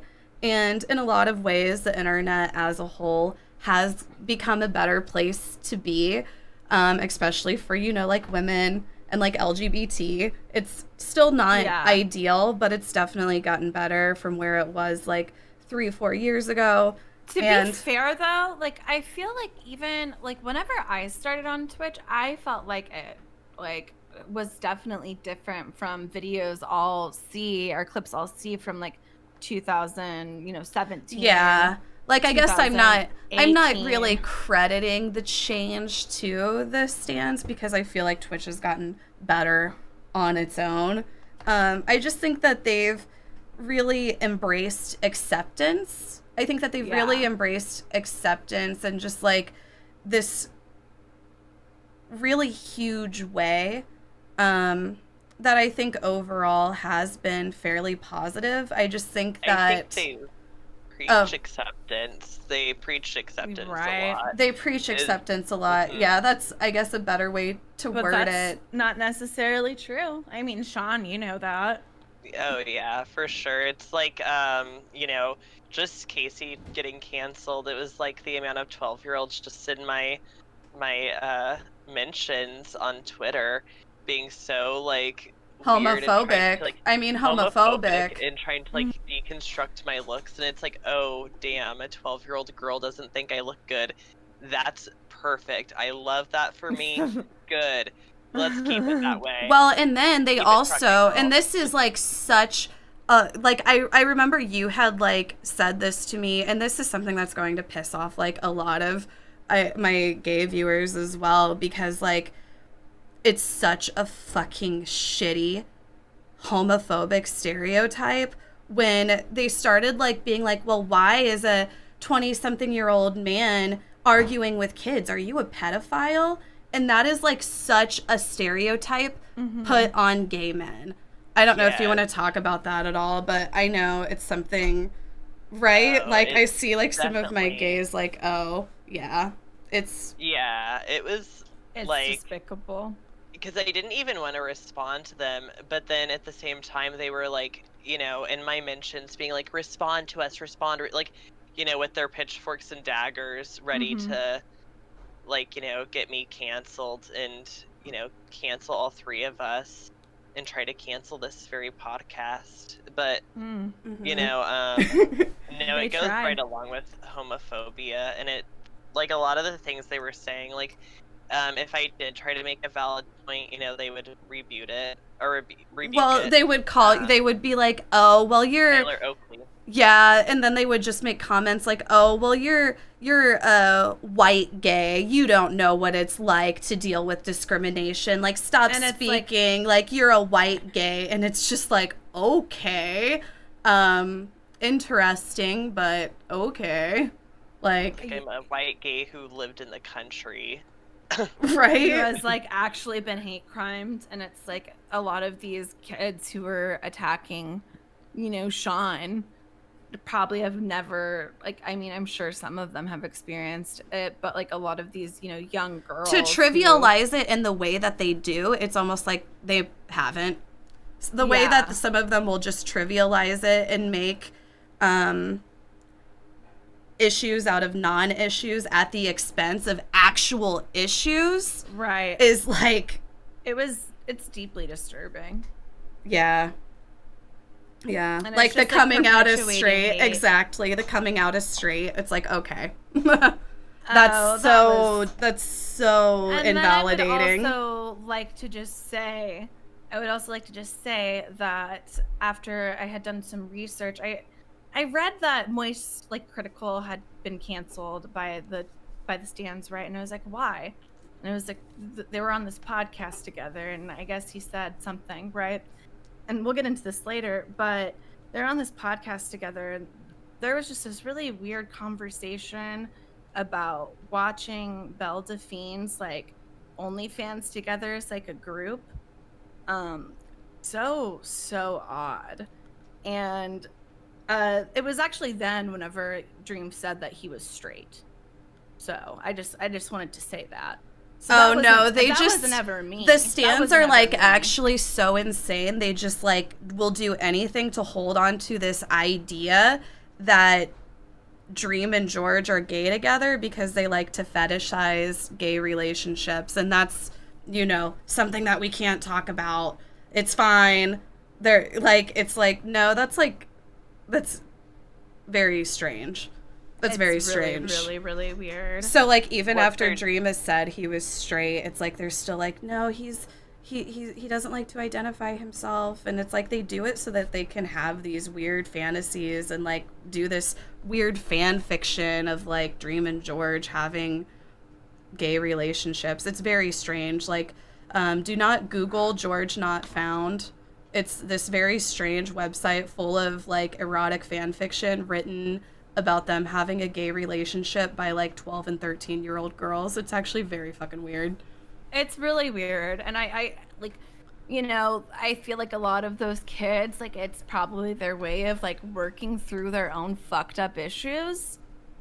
But it's just like, we've seen this be destructive before in the fan fiction community. We've seen it.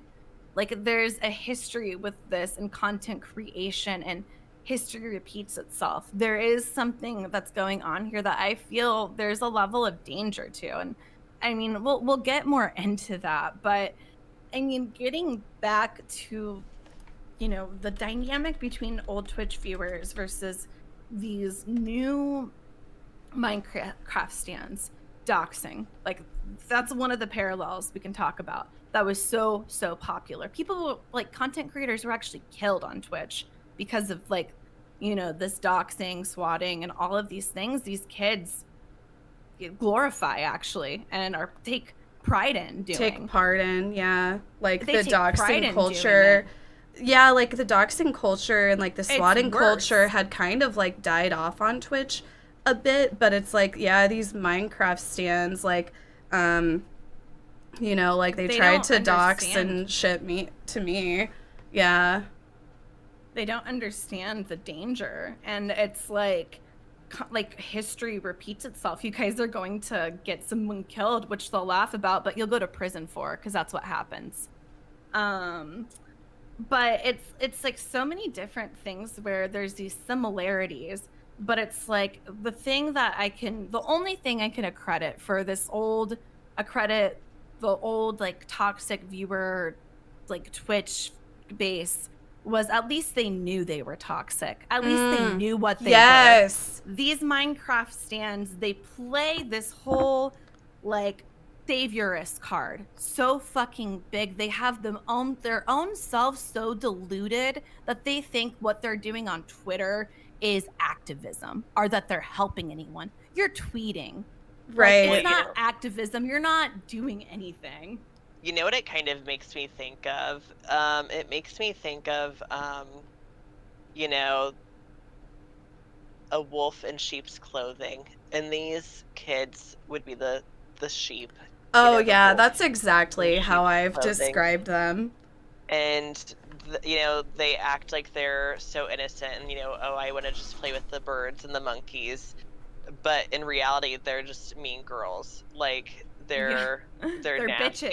Bitches. They are. And, you know, and I think that that goes for 10 to 16, boy, girl, non-binary. All of you who are behaving like this are bitches. Mm-hmm. Just so it's clear, it's not a gender thing. Yeah, they're gonna act like you're misgendering. That was a mean girl fucking quote. Yeah, it's a mean girl quote. I'm sorry. They don't know like anything about Mean Girls. Sorry, you guys don't know cinema. Right. They don't. All they know is Minecraft YouTube. That must be miserable. But yeah, like I think it is really important to notate, like you guys just said, like they are wolves in sheep's clothing, that at least some of these toxic communities that we've seen in the past have acknowledged they knew that they were toxic. Yeah. They didn't like hide behind they didn't hide behind their age, for one. And one of the things that I have to say is you know, I started streaming on Twitch back in 2013, and I got a ton of hate being like a female on Twitch back then. Whenever, I don't know, it was just a lot different. In the early days, it was a lot different. Like wearing a V-neck, people would act like you're like, oh, these poor men that you're taking advantage of by showing, you know, a 3-inch cleavage line. Like wearing makeup or not wearing makeup, like you'd be attacked for. Yeah, anything. But you know, I was attacked a lot back in 2013 by primarily 4chan, actually. Like, I guess I was like posted on /b/ a popular message board on 4chan, and you know, like I had like a lot of those types trolls, you know, like harassing me. And people then, like, I think have always acknowledged that, you know, 4chan is fucking toxic, that they are capable of, you know, causing real harm and doing like actual toxic things. And I have to say, I'm like, yeah, those same kids that were harassing me back then, do you think that they weren't 12, 13, 14, 15 years old? Because they were. So why do these Minecraft kids get to hide behind their age whenever they're toxic, but the same kids who were like toxic on 4chan back in the day that were definitely, like I said, 12, 13, 14, 15, 16 years old, they were children too, they got called out on their behavior, but not these stands. Not these stands. I mean, another thing to kind of just like draw another similarity, I mean, there's like this community of them. And we've seen other communities on the internet just be very toxic and kind of these similar ways that I see with these kids.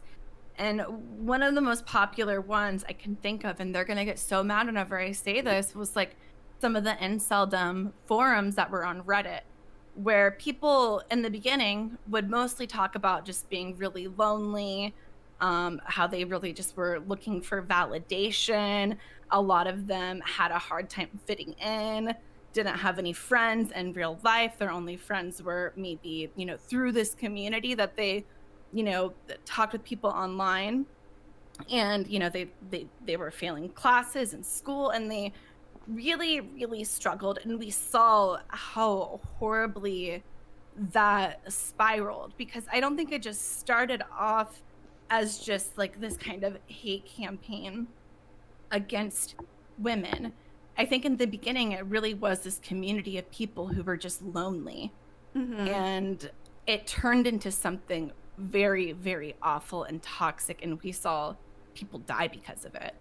I mean, I think of Elliot Rogers, which was a huge tragedy. I know people like to joke about it, but it was a tragedy, and it was a horrible, horrible thing. It was somebody who was failing classes, didn't feel accepted, only really had communication with people online.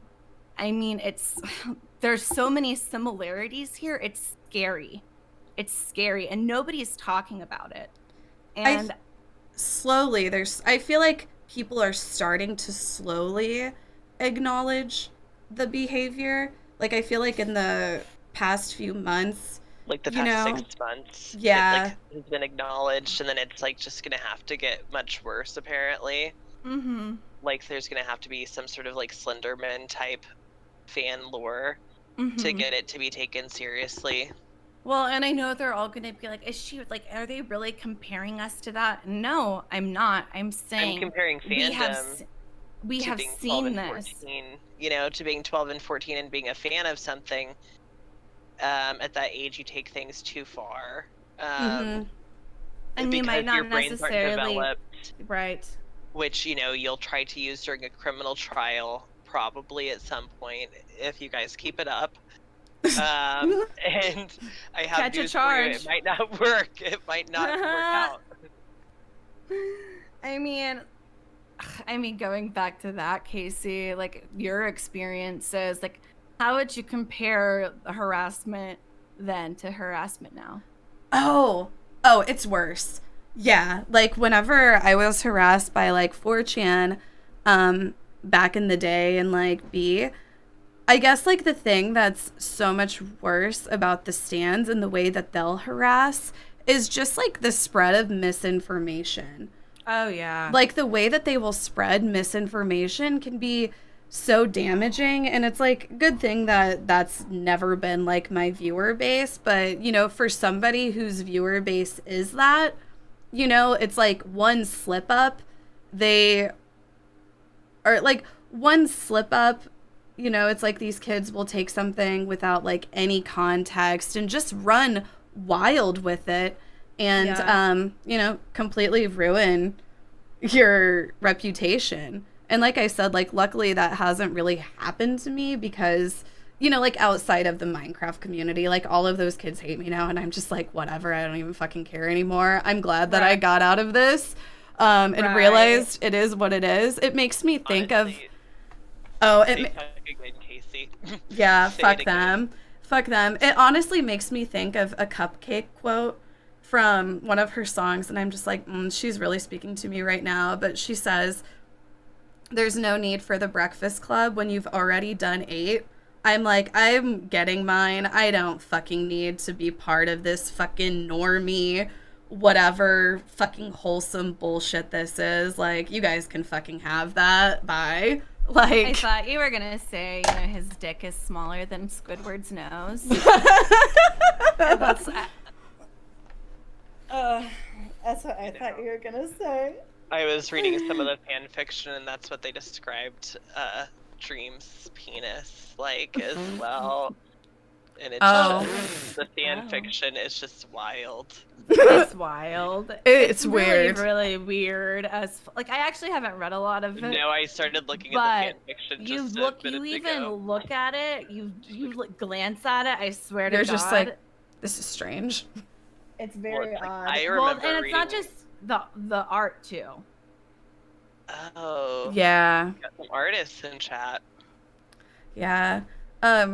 So I did want to like pull up some of the clips from the recent cancellations. Oh God. For us to review, and I have them linked. Or do you guys just want, like, if you guys just show full screen, I can just like play them if you guys would rather me just play them. Yeah, that's fine. Okay, let me pull them up. Sean, if you just want to use that overlay we made earlier. Yeah. Oh, I was just gonna use the 4 overlay. Oh yeah, you could do that. You're right. That one set up. Yeah, you're right, Sean. I don't have that one set up either. Oh, I was like, well, I guess I can use this 4 one. Yeah, hold on, let me fix this. Okay, yeah. So let me share screen. Sorry. Wait, share screen. Okay, one sec.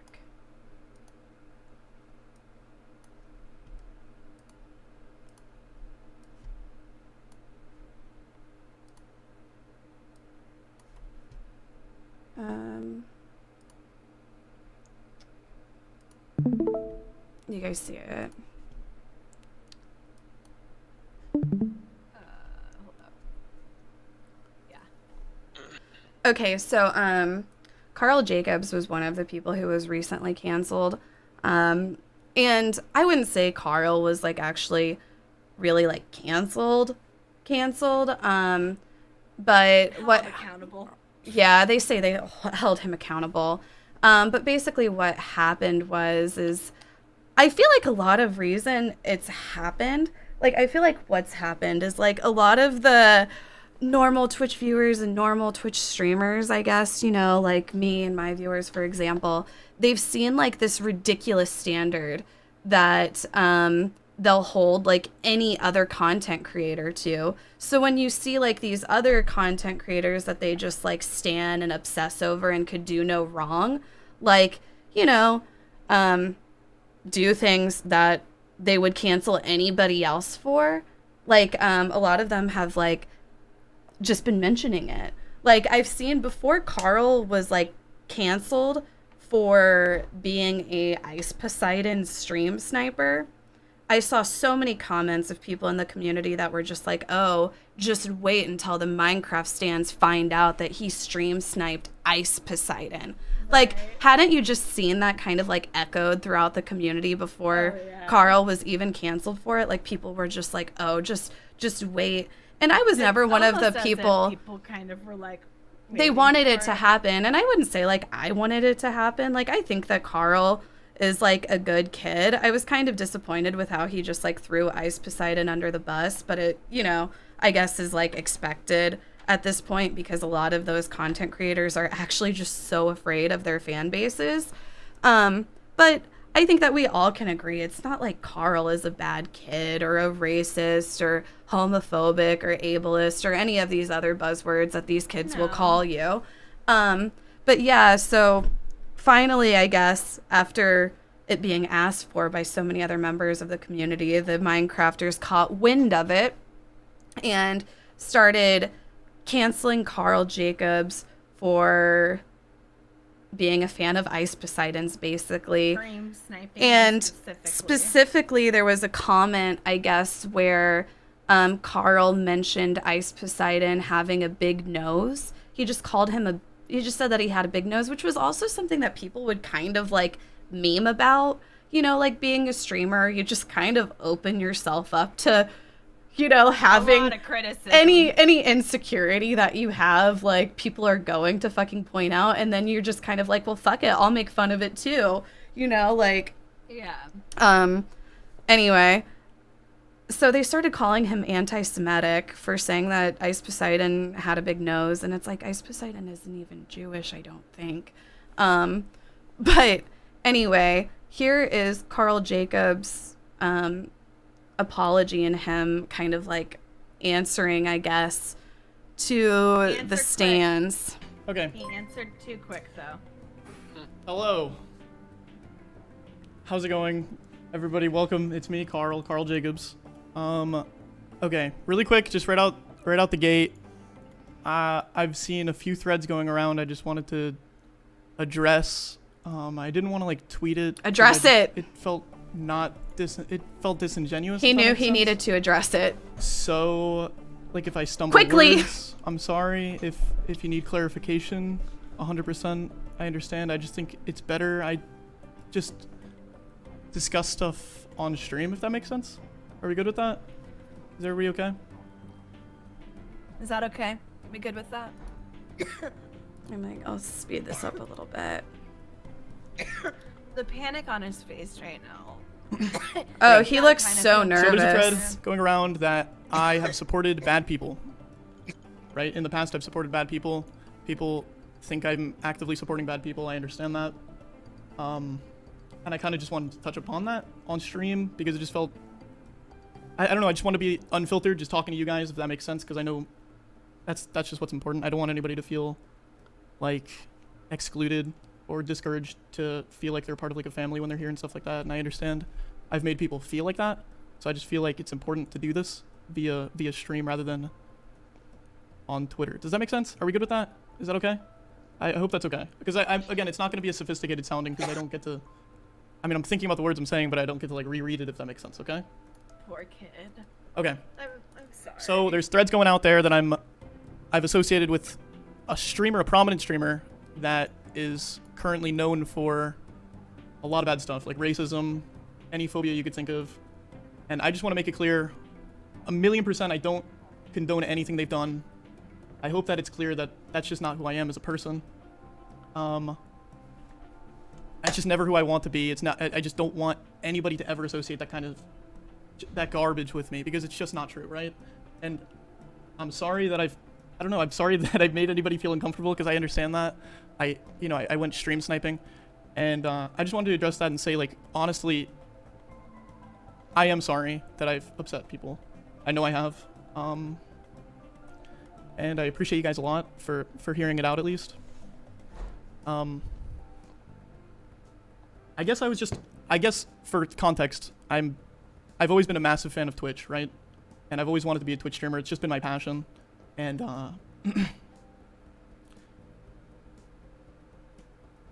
I felt, I don't know, I was never a massive fan, but I guess I did actively support, you know, bad content creators at one point, and I am sorry. I do want to address really quick. There's chat logs of me coming out saying that I have recently been in the streamer that they're talking about, chat spamming like tryhard7, stuff like that. I just want to make it clear that I've never once used tryhard in a way where it was meant to be racist, right? Just for context, back in early Twitch, what we now know as like 07 is what people used to do as tryhard7. It was kind of like a salute to when you joined a stream, and I know that there's racial connotations attached to it now, but I just want to make it clear that I've never advocated for racism, anything like that, and that it's just not me. And I know I can just say that, but I promise I'll like make that clear, if that makes sense. Because I know me's just saying that it's not me is talk, but it is genuinely the truth that it isn't me. So there's that. And again, I'm not making any excuses. I know that I made people uncomfortable, and I am genuinely sorry. I'm not making excuses. I'm just trying to give context, okay? And one more thing I wanted to give context for is there's a clip going around discussing anti-Semitism, which is something I'm very not okay with.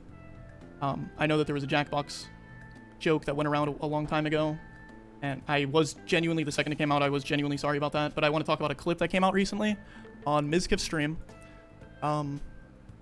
where I said that I was spamming CX in his chat because I said probably because somebody in a video game had a big nose, and I think people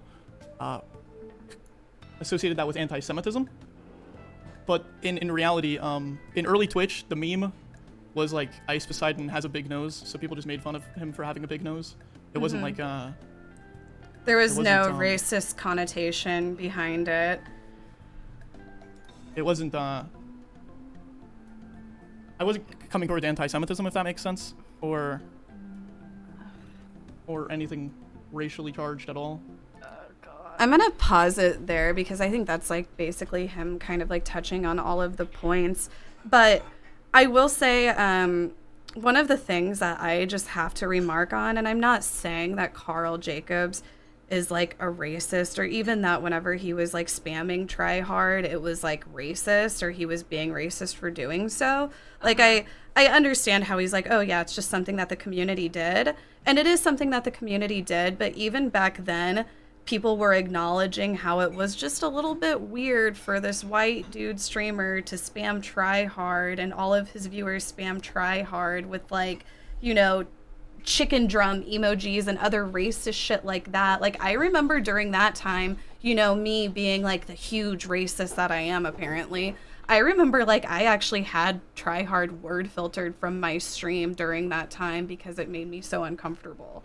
Like I don't know, like I said, I'm not trying to say like, oh, Carl was, I'm not trying to implicate him at all. I don't think that Carl's a racist person. Like I said, I think that he's a good kid, and I think that he has good intentions. But I think to say that it wasn't racist back then is just like, it's not true, because people were acknowledging how it was weird back then. And then I guess the other thing from this video that's just like my takeaway is like, you know, with him throwing Ice Poseidon under the bus, like Ice Poseidon definitely has like earned a bad reputation. Like he earned it. He earned it.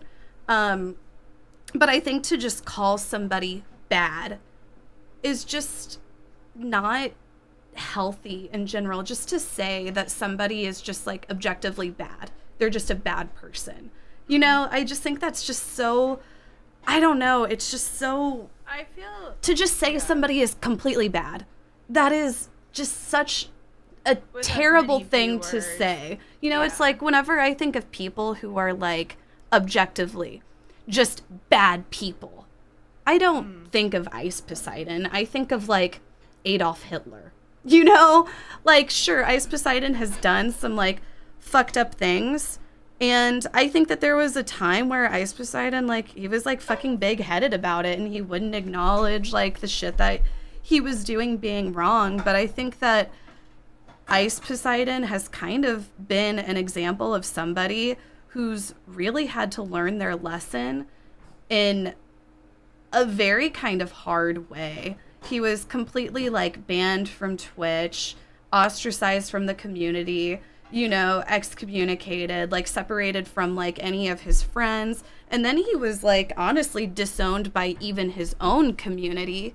Like they didn't support him. They like started in just like relentlessly like harassing him as well.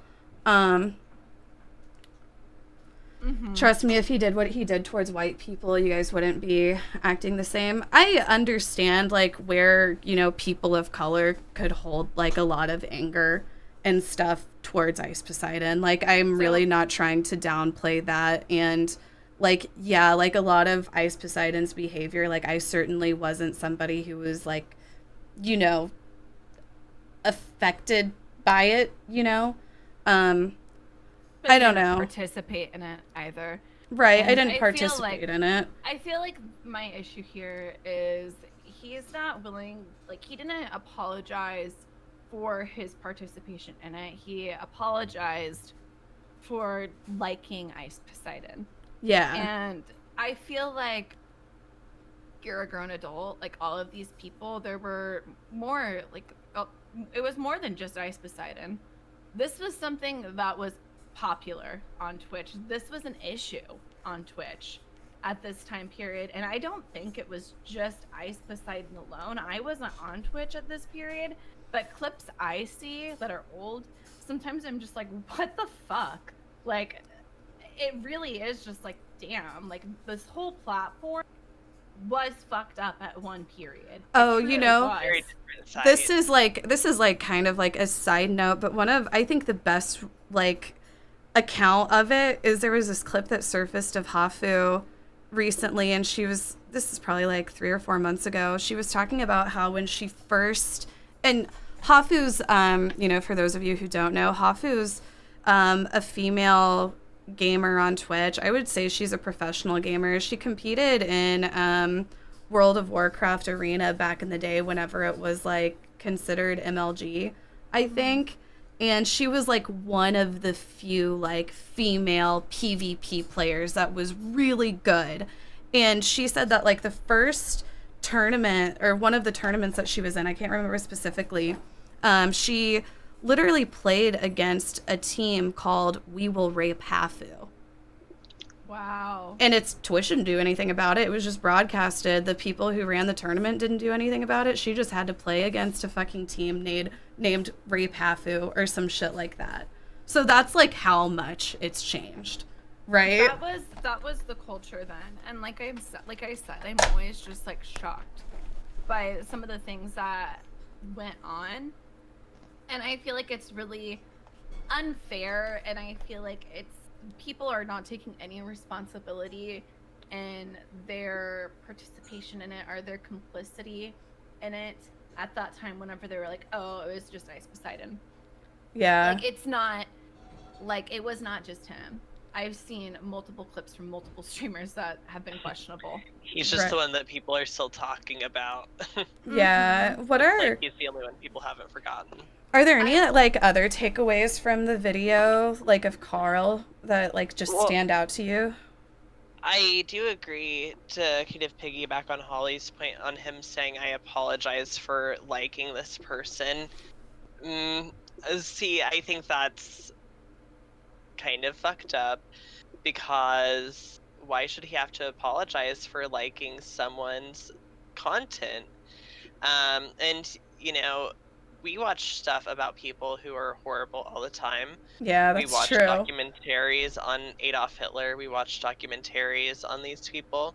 Isn't watching Ice Poseidon almost like watching a documentary on someone at this point? Because they're all past clips. You know, it's all in the past. Yeah, I can see some of the correlation, yeah. That's kind of what IRL streaming is. And I would say a lot of people did hate watch Ice Poseidon. Mm-hmm. And that's what his community became. And honestly, like, and one of the things that I saw that Ice Poseidon was tweeting out, it was basically like, you know, this cautionary tale to Carl, like, your viewers don't always have your best interest. And I do feel like Ice Poseidon was somebody who was willing to do whatever he needed to do for validation from his community. no matter who it He hurt. would take and it very far, like at anybody's expense. That. Yeah. No, I'm yeah. not excusing that. It was like all at everybody else's expense for sure.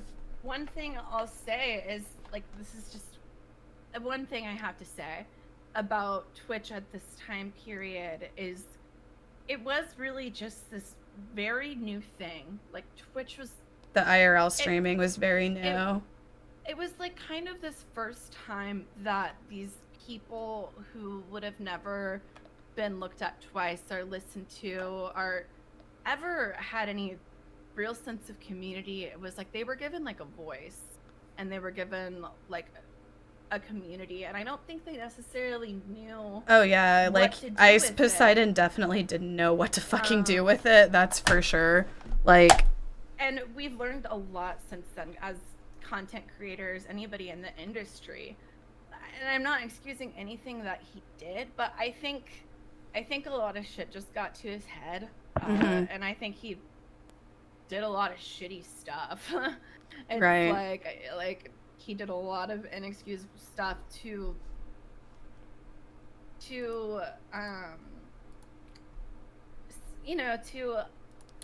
appease his fans, and I feel in a lot of ways these Minecrafters are not so different. Yeah, they'll go to any extreme or any length to please their fans. They'll keep quiet.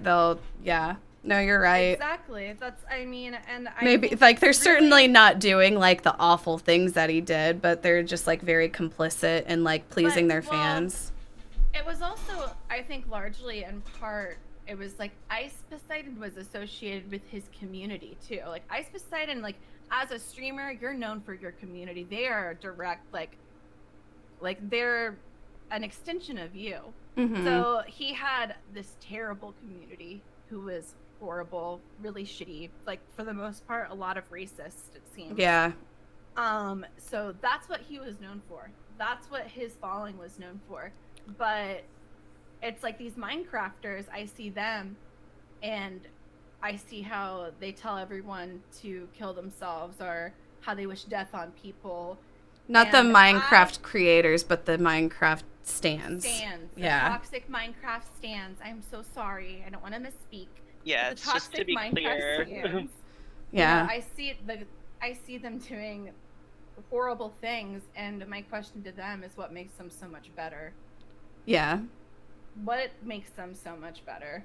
And I'm not talking about the creators. I'm talking about these stands who participate in the same shitty behavior that Ice Poseidon's community did. And it's true. I wouldn't even say what makes you better, what makes you different than that. Yeah, exactly. What's the difference? I think another like thing that I just have to say about the Carl clip is like I think that it's hard to not feel sorry for him in a way, because it is just like, wow, he seems so nervous and so scared. Like his response honestly just came off to me as, I need to get rid of this. I need to detest this in every way I can, to whatever length I can. As quickly. Yeah, necessary. So much that he's just like, yeah, Ice Poseidon is a bad person, bad. You know, like it just came off like very like he was like, oh God, panic mode. Exactly. It didn't help him at all, to be fair. The stands did not like it, so. Yeah. He addressed it and they didn't like it. They were like, some of them were fine with it, but then some of them, you know, they do their normal thing where they're just like, unless you're Jewish, it's not your apology to accept. And it's just like, okay. Like I get that to a certain degree, but the length that they'll go with it, it's just like, please stop. Yeah. But yeah, like after Carl Jacobs was canceled, and you know, like of course they started like hunting down Ice Poseidon, and Ice Poseidon was under fire, and he tweeted he tweeted like a few different things. Like he said something about how he tweeted about how the Minecraft stands were like going after him now, and then specifically for having Carl as like a fan back in the day. And then he started tweeting like him with all of these other streamers. He's like, oh, well, I guess you'll have to cancel them too. And we all know how many streamers. I'm like, I never hung out with Ice Poseidon. But we all know how many streamers, you know, he met up with. And it's like pretty much all of them. Like a lot of them.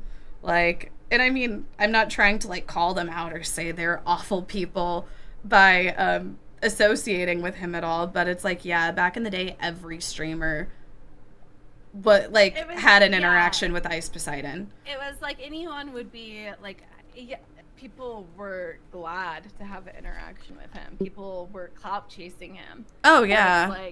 It's like now it's like they want nothing to do with him and want to completely act like that era. I think a lot of people know this now, and I'm not trying to I'm not trying to like talk shit on Mizkif or anything. But did you know that Mizkif was actually like Ice Poseidon's camera guy for a while, and that's kind of how he got his start, which makes sense because said that in my chat. Yeah, which I don't know. Like I think that too. Gosh, like I'm not trying to like say like I'm not trying to. Gosh, I'm like how do I say this without sounding like I'm like, oh yeah, Ice Poseidon was great, but I think that it's kind of discernible. Like it makes sense that Mizkif was around Ice Poseidon whenever he was making that content, because you'll just see like, I guess with Mizkif, whenever he's streaming, you'll just see like this sense of urgency and like making things excited and moving fast and keeping things going, which was like kind of like so on par with what Ice Poseidon would do whenever he was live streaming. Just like, oh, well, what's next? Who are we going to harass now? And I'm not saying that's what Mizkif does, but just like that sense of urgency, you know? I mean, I think a lot of people have watched Ice Poseidon's clips and like videos, and it's like if you've watched, like I watched like I think one of his like his first like RV stream whenever I first started streaming, because like I was told I should watch it. This was like whenever I first came onto Twitch, and I watched a lot of it, like the highlights, and it was just like I couldn't turn away. It was hard to stop not watching, because there were like it took me through so many emotions. I was like, this is insane. Like it really was a very real view into all of these people's life of chaos. It was hard not to like watch. And I guess that's like one thing I can give to him is he, like, whether or not you hated it or whether or not you hated him, whether or not you were hate watching it, was like, it was hard not to watch.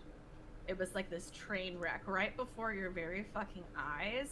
And it's like, let's be honest, that's what people like to watch for entertainment. Like, that's why true crime is so popular. People are interested by these kind of horror stories or whatever the fuck. Like, people are interested in bad behavior in general. That's what people are entertained by. I'm gonna read off Ice Poseidon's tweet. This was like something that he had tweeted like after, like I said, he had started like tweeting a bunch of pictures of him with like other streamers, and then he tweeted this. I'm a pretty strong person emotionally, but I feel so drained, isolated, and alone. I haven't felt this bad in years, and the social media game is so fucking dehumanizing. Everything everyone says is for attention and clout, and no one has anyone's back, and I can't take it. I'm a person too. I'm just so sick and tired of being everyone's scapegoat, and without the Twitch platform to even defend myself, I've been dragged through the mud so many times, and I'm tired of it. All my friends have to fucking console in private because I've been demonized in this industry. It's not right. I've done more self-reflection and change than anyone else in this industry, and people fucking ignore it because it's known that I'm just the scapegoat. It's not right. I do agree with him with like the whole scapegoat thing. Like, I mean, that is kind of what Carl, like, I'm not trying to say like Carl is a terrible person or anything like that, but yeah, he was just like, yeah, Ice bad. And it's like, you can agree that Ice Poseidon's content was very bad. Like, I think a lot of people could agree that. But it's I don't know. it just really wasn't showing any accountability, which I understand. He was just in panic mode. I think he was kind of like fight or flight. He was like, my career's over. Yeah. I mean, it must have been a scary moment. Yeah. But,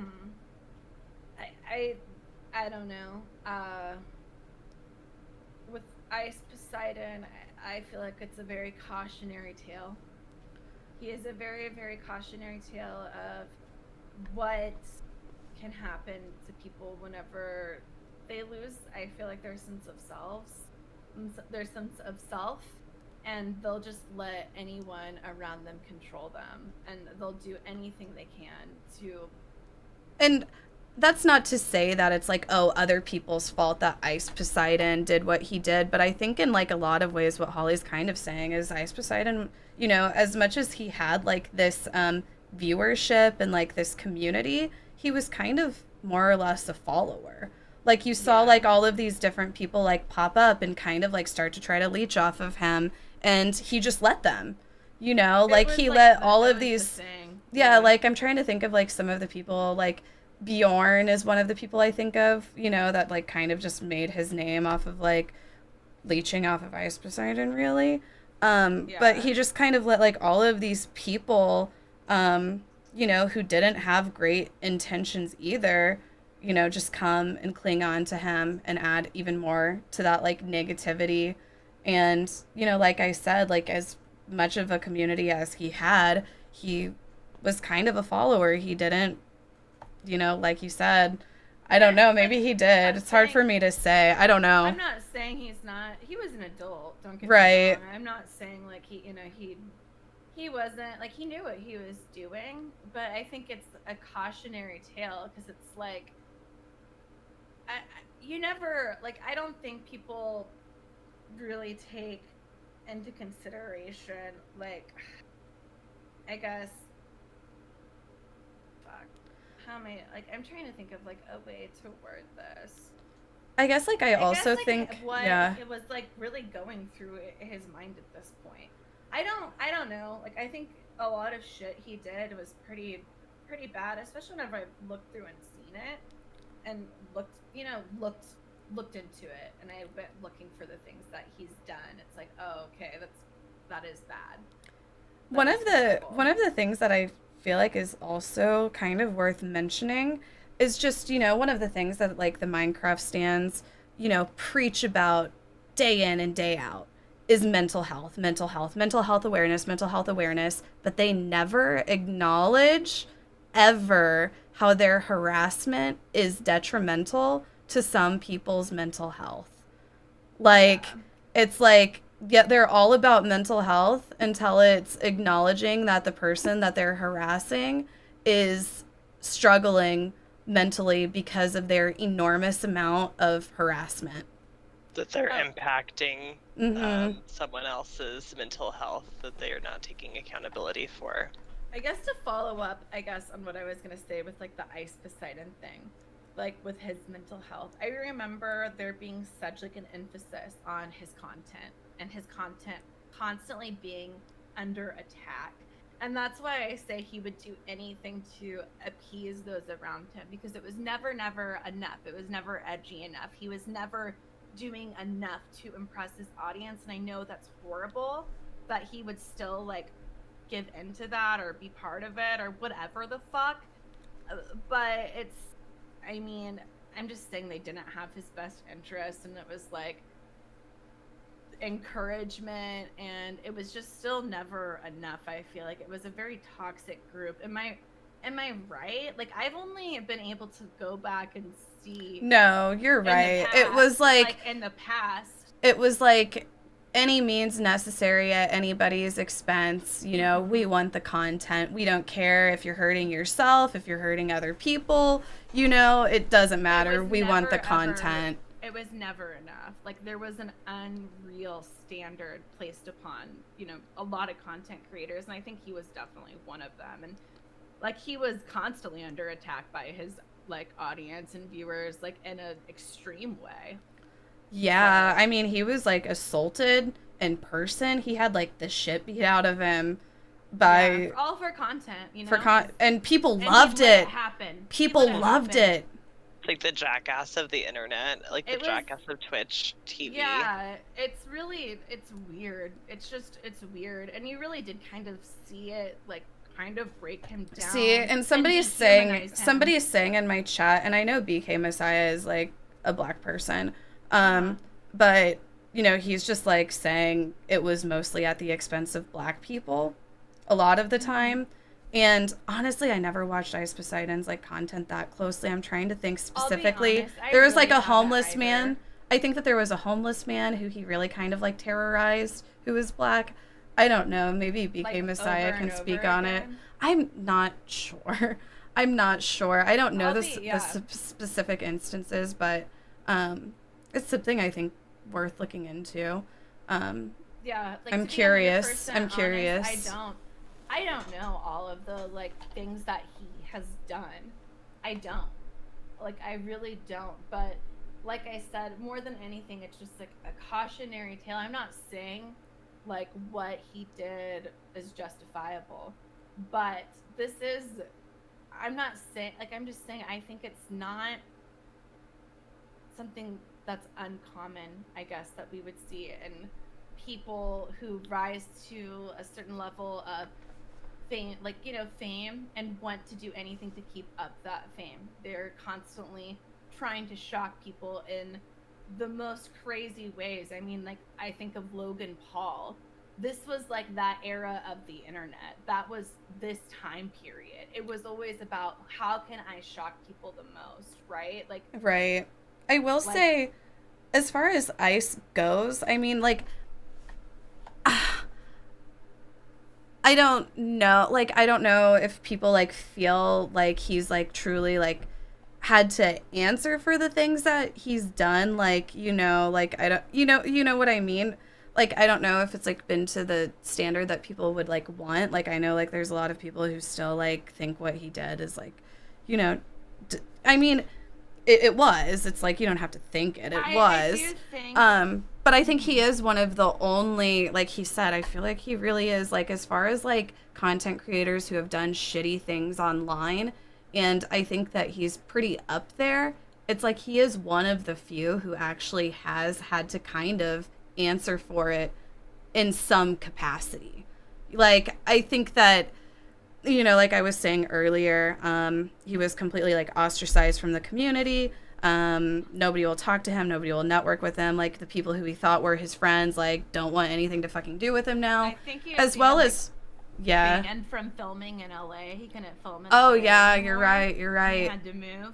You're right. And then, gosh, the other thing that I was gonna say is I think like financially, you know, like we all know that there's no way whenever Ice Poseidon was making that money, he was good with his money. Like, he has probably like struggled financially since then. I think that there was also probably some drug abuse that was going on. I mean, not probably, there definitely was. Yeah. But I don't know. I guess I'm just saying, like, I feel like he's right. Like, a lot of people haven't really had to answer for their wrongdoings whenever it comes to like you just mentioned Logan Paul. I think of like him in the Suicide Woods and like, you know, just like some of the just gross things he's done. And it's like he still has a following, but it kind of just goes back to, you know, like everybody says, like everybody wants to talk about like canceling and, oh, I'm canceled. You're never going to be canceled unless it's your fans who cancel you. And that's what happened with Ice Poseidon. His fans canceled him. Yeah. Anyway. Yeah. Any other notes? Like I said, cautionary tale. Well, and I guess the thing I would say with Ice Poseidon is it was such a different time of the internet as well, where everything on Twitch TV, it was so different. It was a completely different website, essentially, just with like the things that they allowed.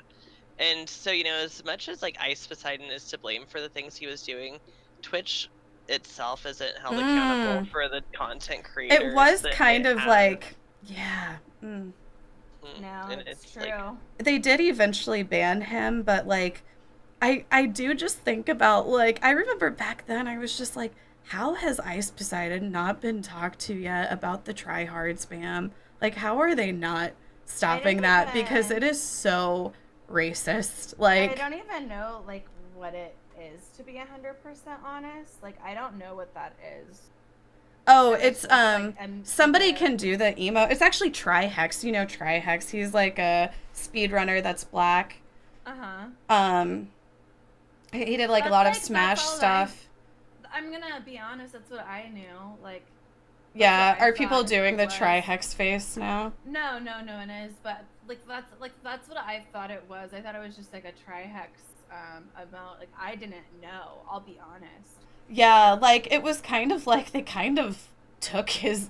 It was kind of like they just took Trihex's own emote from him and they just started using it. Like I said, they would do, like a mocking type of way. Yeah, like, they would do, like, the watermelon emojis with it, or, like, the chicken drumstick, and, you know, just other, like, stereotypical racist shit like that.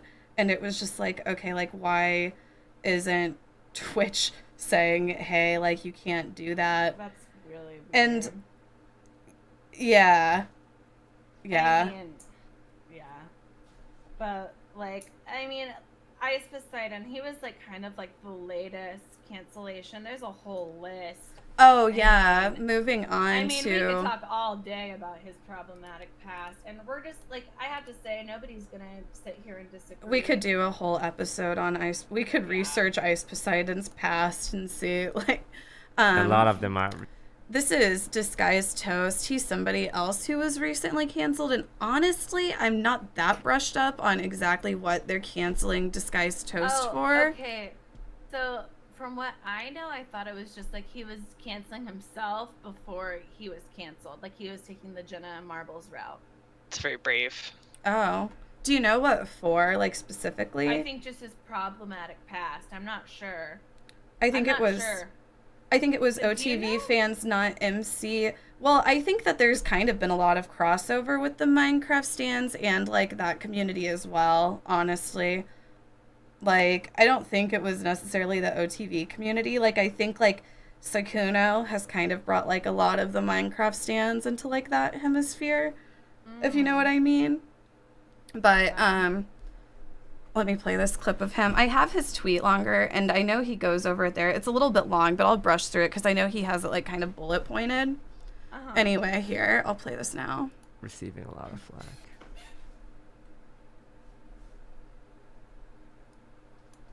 Like, Leslie, Hafu.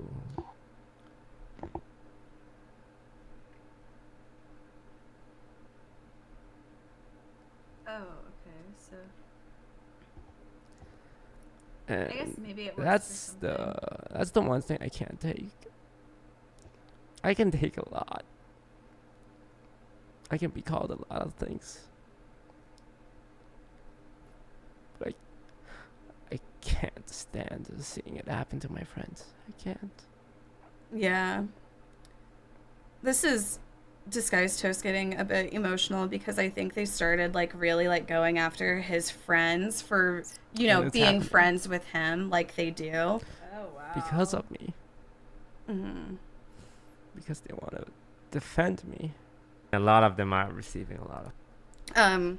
And that brings me to, like, I think another pretty strong point is trying to, you know, like, it happened with, like, me and Minx, like, whenever they were, like, harassing me over, like, the dream shit or whatever, they were, like, trying to get Minx to stop being friends with me. And that is just, like, such a toxic, like, harmful thing to do. To just say that somebody is, like, it's abusive. To say that somebody is just, like, so far gone, they're not even worth having a friendship with. And I also have to add, if you truly wanted somebody to change, somebody to be educated, somebody to learn from their wrongdoings, who do you think is the first person that's going to be able to get through to them? Their friends. Right. And you're trying to separate them from their friends. I think that just kind of goes to show how bad faith a lot of this behavior from the Minecraft stands is. Well, it's like they want to separate them from their friends and just have them all to, you know, they just want this these Minecrafters to themselves. They're like, yeah, you don't need friends. You can just have Minecraft. Yeah. We can just roleplay a friendship. It does seem that way sometimes. It does. Very jealous behavior. I think it's really hard to keep up with everyone that you know, been affected, that has been canceled or harassed or affected. These are just a few people that have happened recently. There's been many in the last several months. There's been many. Are there any others, like besides the ones we mentioned, that you think are like worth mentioning or that have like stood out to you as far as like, oh, the Minecraft stands are canceling and harassing another person? I honestly thought one of the interesting ones was Addison Rae. See, I don't know a lot about that one. I'm gonna stop streaming this now. I was like honestly like curious to how they even like crossed paths, and like from what I could see, it was like she tweeted at them, and I looked at the tweet, and like you should see this thread of like all of these people just calling her like a clout chaser basically, and saying she's ugly and horrible, so sexist things. Sexism. Yes. And after that, I think like Dream sent her merch at one point, and like all of his fans, like the stands, were so pissed that he sent her merch. And after that, they really started like going in after her and like harassing her on like her TikTok or something. And I think like she kind of started like pressing back, like pushing back, and I don't know exactly what happened, but it's kind of like the same cycle of everything. They like said she was like all of these horrible things, and it was just like it just kind of like became like a really big thing because it was like the Addison Rae stands versus the Dream stands. So it actually became quite the hot topic, and like all of Addison Rae's fans were like pissed because, you know, they were like saying all of these horrible things about her and like attacking her for no real reason. And then, you know, Dream stands were mad because she existed. I don't really know. I'm not 100% sure, but I know that there's like, I think, what's her name? I think we mentioned her, Valkyrie. Yeah, Valkyrie. Valkyrie was like also kind of being canceled just for like associating with her, and I think she kind of like spoke out about it. I think so. Or something to that degree. Oh, it was like, the big reason they wanted to cancel her is because they thought that she was like a member of the Dream SMP server, and you know she's not a Minecrafter, like she had no place there basically is what they were saying. And I don't fucking know. It's like, Jesus Christ, it was like really, really toxic. And I thought it was like interesting because it was like, I mean, Dream has a large female audience. She has a large female audience. It's like it probably would have been good crossover. It's like they don't want to see their content creators really expand either. And grow their audience. Like, it's like they're scared of it. Well, because if their audience grows, that just leaves even less chance of them being noticed. Yeah. I mean, what are they gonna up? Like, what will they up the donation minimum to? $50? Like, I don't know. Good point. They love their fans. Some other notable cancellations, and something that I just like wanted to point out too is, you know, we talked about how Carl Jacobs was recently canceled, and Tommy Innit has also like had quite a few brush ups with the community recently. And like the thing that stood out to me the most about them specifically is it just seemed like they didn't really have much support from the other members, you know, like it was just like radio silence from their friends to a certain degree, you know what I mean? Like, it was just like, you know, whenever it comes to their communities harassing people, they aren't even willing to stand up for their own. They just expect their own to just like, I'm so sorry, like, you know, I'm not responsible. Like, yeah. Yeah. And yeah, Dude, it's like your that turn to me make just the apology video. right. Yep. That just came off to me just like so, I don't know, like I just don't like how that comes off to me. Another notable thing is like you mentioned Holly J. Schlatt being kicked out of the Dream SMP almost like immediately because there was just starting to be a Kick Schlatt tag trending. Yeah. I think that just kind of also goes to show just like how they're kind of cowards. Yeah.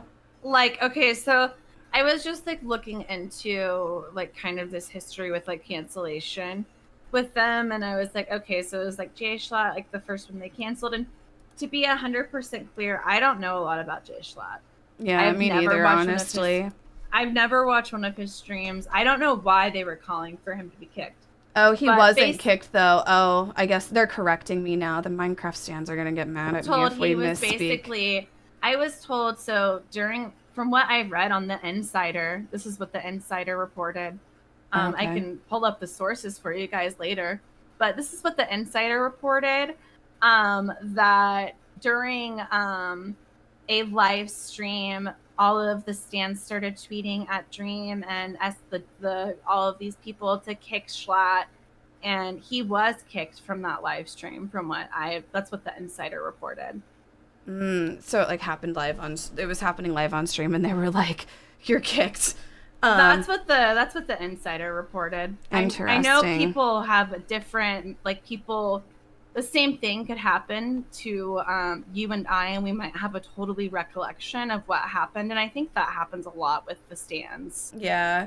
But yeah, so with like all of these recent cancellations that have been happening and just like the manner in which that it's been happening and like the vitriol and toxicity behind this cancellation and harassment disguised as educating, you know, like there has been like I had some clips pulled up, but I'm like, I'm just gonna skip them because they're not that big of a deal. But you know, Soda Poppin' has been like, yeah, fuck this. Even Ms. Kiff kind of like talked about it. Sorry, guys. Even Ms. Kiff kind of like talked about it and like mentioned you know, like how he didn't like that Carl kind of threw Ice Poseidon under the bus and it just being a little bit weak. Valky Ray also made a tweet saying, "Remove my face from your profile picture if you're going to shit on my friends and other communities." And this is like something that I've seen like a lot of creators who are like stand by those communities say, is they're just like, stop using my profile picture if you're going to participate in drama. And I feel like if that doesn't like make people acknowledge like this isn't just like a few, like whenever they're having to be like, stop using my profile picture and to be toxic, it's like, that's because it's happening a lot. Like, would content creators like that big really be saying that if it didn't just like, if it didn't happen a lot? They wouldn't have to mention it if it wasn't happening. Right? Like, but yeah, I guess now I just wanted to talk a little bit about how the perception of the Minecraft community has kind of started changing, you know, like whenever they first came to Twitch, like we talked about earlier, a lot of them were seen as being like, oh, so wholesome. They just like positivity. Yeah. And, you know, like Sean described, we're now kind of coming to this realization that some of them are really just wolves in sheep's clothing. They're the gremlin who didn't get, you know, that you gave water after midnight. Like, you know, you thought they were cute and cuddly, and they're just fucking monsters. Yep. Yeah, it's true. And they aren't vaccinated either. Vaccinated kids. Super spreaders. They can't get the vax. It's true. I think that one of the I don't know, like I guess like talking about like how they're getting called out more and more by some other content creators, honestly not as much as I would like, but it's starting to happen a little bit. I think that one of the things that's like most almost toxic about the Minecraft stands and like what they'll do is the way that they'll just cancel before context. It's like they have all this time to find dirt and research and figure out what any person has done wrong, but they will not take the time to see if they have addressed it. Instead, they'll ask them over and over and over and over and over and over and over and over and over and over and over to address it. And it's like, what an entitled behavior that you think that the content creators need to address every one of you, you know, separately. It's like, you guys know that there's a lot of you, right? As much as you guys want to act like it's a few, there's a lot of you. But yeah, just the way that they'll cancel before getting any context. They have all the time in the world to find, you know, to dig, but they won't take a single second to be like, let me see, did they ever comment on this or answer for this, or is this, you know? Right. Like, they just immediately are like, 7 years ago. Right? They're just immediately like, aha, I found it. Let's cancel them. That's it. Game over. Right. I found when this gay person used the F word. Right. Well, and I feel like another big issue is it's like a lot of things I feel could be taken out of context very easily. And it's like they're so quick to be like, cancel them, you know, answer it. They really don't look into it. And I think that a lot of things have been spun in ways that maybe that's not how they were said or how it was intended. I mean, we've like had that happen ourselves. I mean, I'm worried about how things I should might have said that could be taken out of context later by these kids. Right. And it's like, because people aren't willing to really look into it themselves, and they're so scared of being, you know, a victim of cancellation or harassment themselves, they're like, yes, they're canceled. They're just like, yes, cancel them. And it's like they all join in because they're just like, you'll see them tweet and they'll be like, if you follow these people, unfollow me.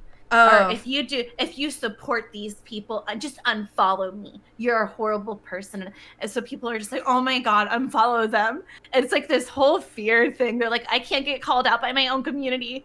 Like, they're so scared of each other even. I'm like, I feel for them. Like, God, it must be hard. Like, fuck. Right?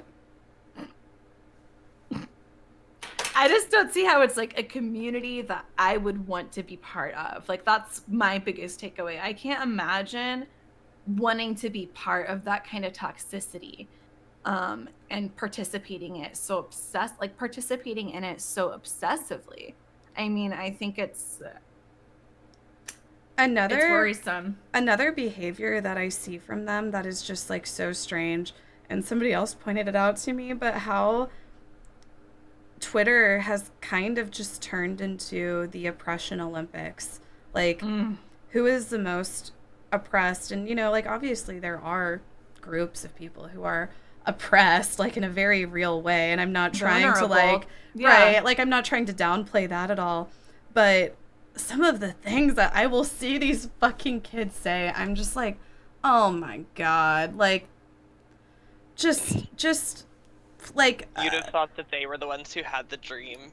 Like, they wrote the speech themselves.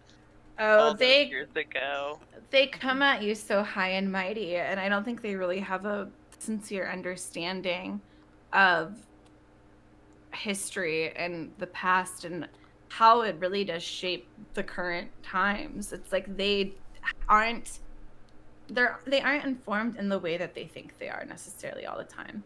Right. It's like they're way too, like, I'm sorry, you can't convince me otherwise, because they're way too obsessed with Minecraft to be like that, you know, educated and like politically correct. They just jump on and repeat the same fucking shit that everyone else does.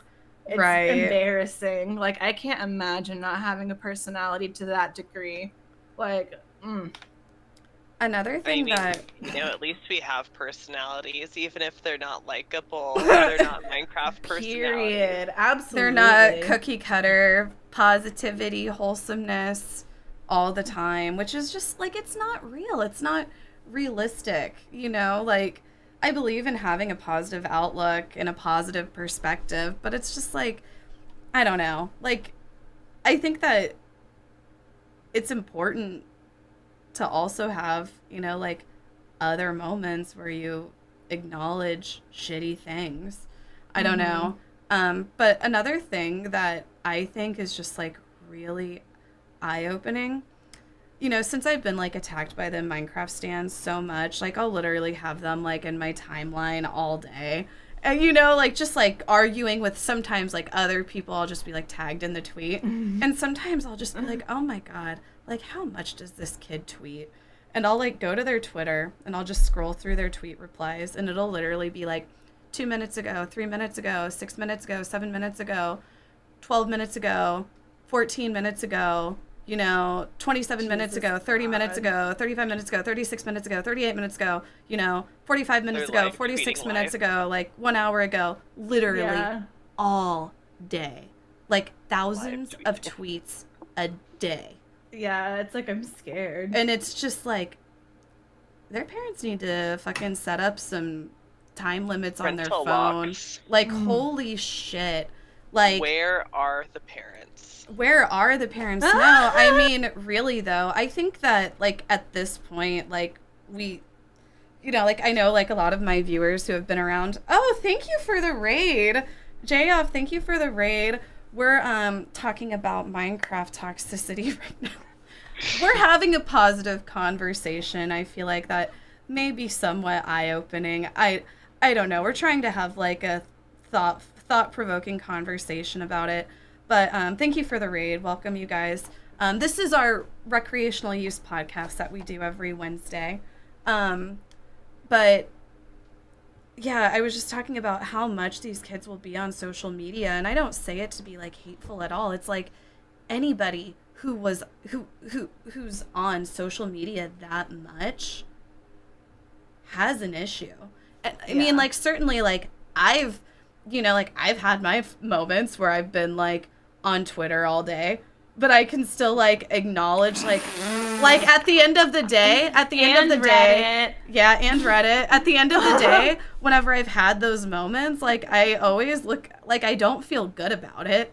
I'm like, fuck, I just wasted so much time. Oh, it's awful. Know? Like, yeah. I feel like that happens to everybody, right? Like, it happens to everybody. I've ever argued with anybody, like any stan. I do. Right? Like, I feel like these kids are thriving, so yeah. These kids are like thriving in it, and they're like getting their friends on Twitter to jump on the bandwagon, and they're tweeting at them to jump on the fight and, you know, expand fighting.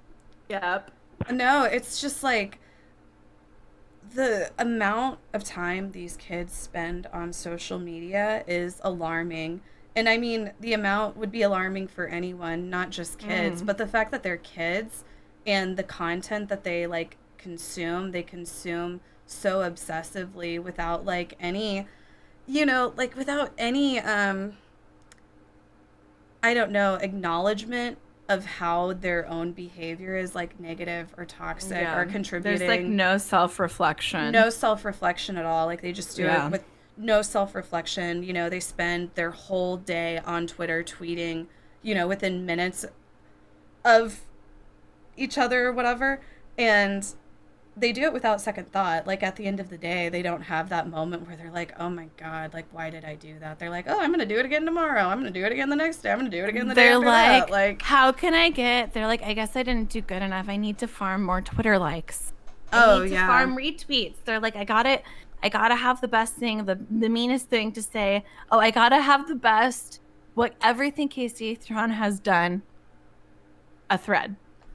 And, like, you know, it's like this competition. It's like, what the fuck? Right. It's bizarre. And you'll see these accounts, with like 100 followers, like 10 followers, but we'll get like 10,000 likes. No, like, something even more alarming is there will literally just be, like, these Minecraft stan accounts. It's like, they're not influencers. They're not YouTubers. They're just, like, literally 13-year-old kids incessantly tweeting shit about, like, Dream. Like, oh, hey, you guys, if you like this tweet, whoever wins, I'll give you guys a sub to Dream.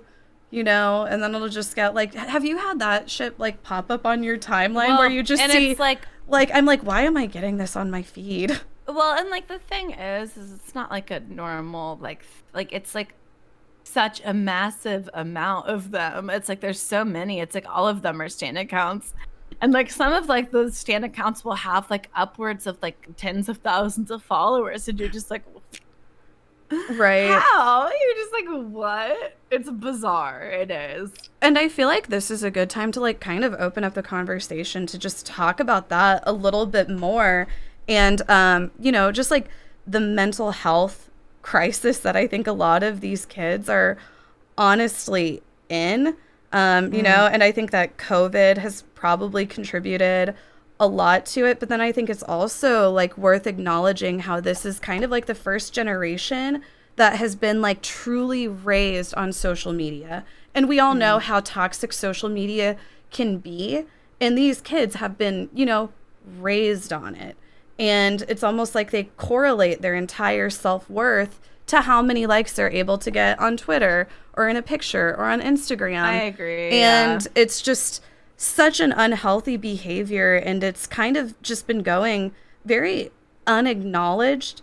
Like nobody's, you know, it's like clearly their parents aren't acknowledging it because they just, you know, are letting them do it all day. Right. But yeah, I think now is probably a good time to like talk a little bit about that and, you know, just like the negative effect that this obsession with like social media and like some of the Minecraft YouTubers and stuff has just really negative to their mental health. No, it's like it's all very true, and it's very, very concerning. Because it's like what more will come, you know, what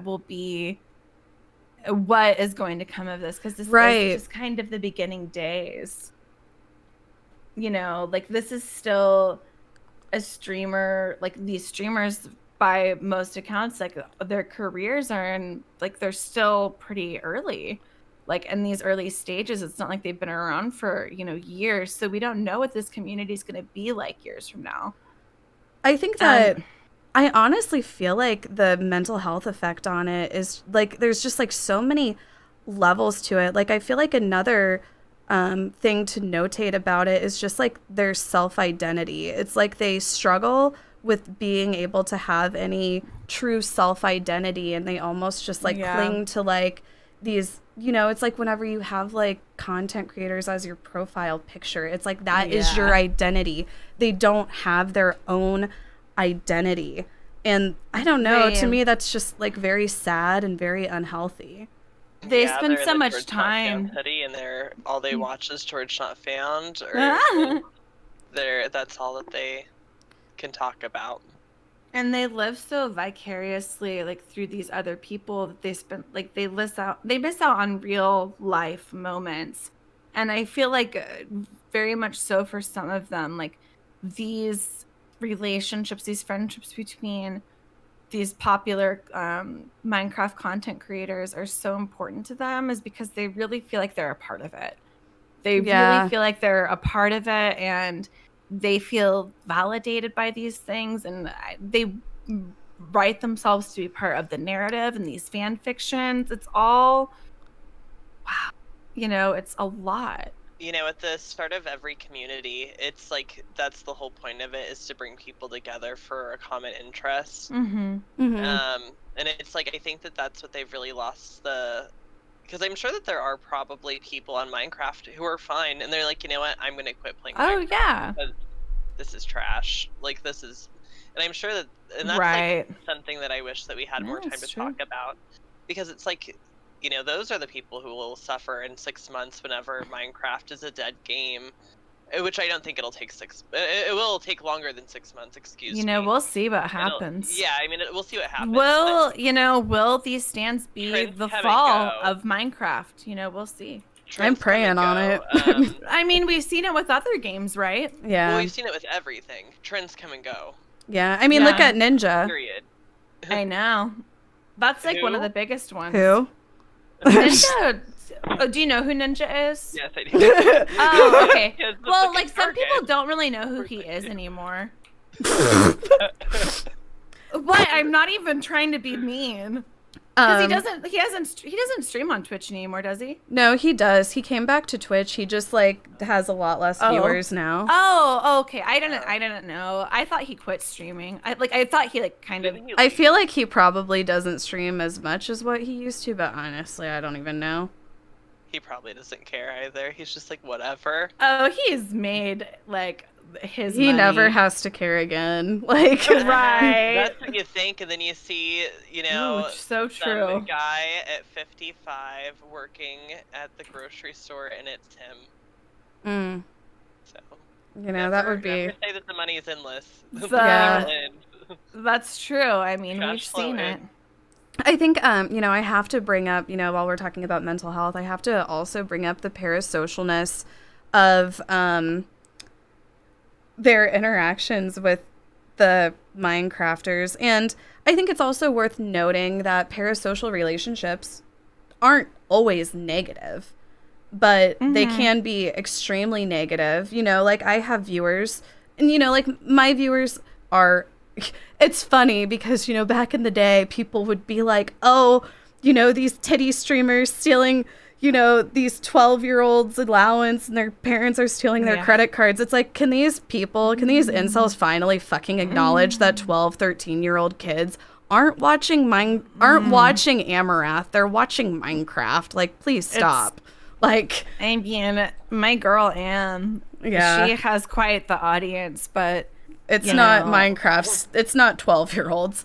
And her talent is unmatched. But, you know, like I have like a more mature community. Like most of my community is over 18 and like adults.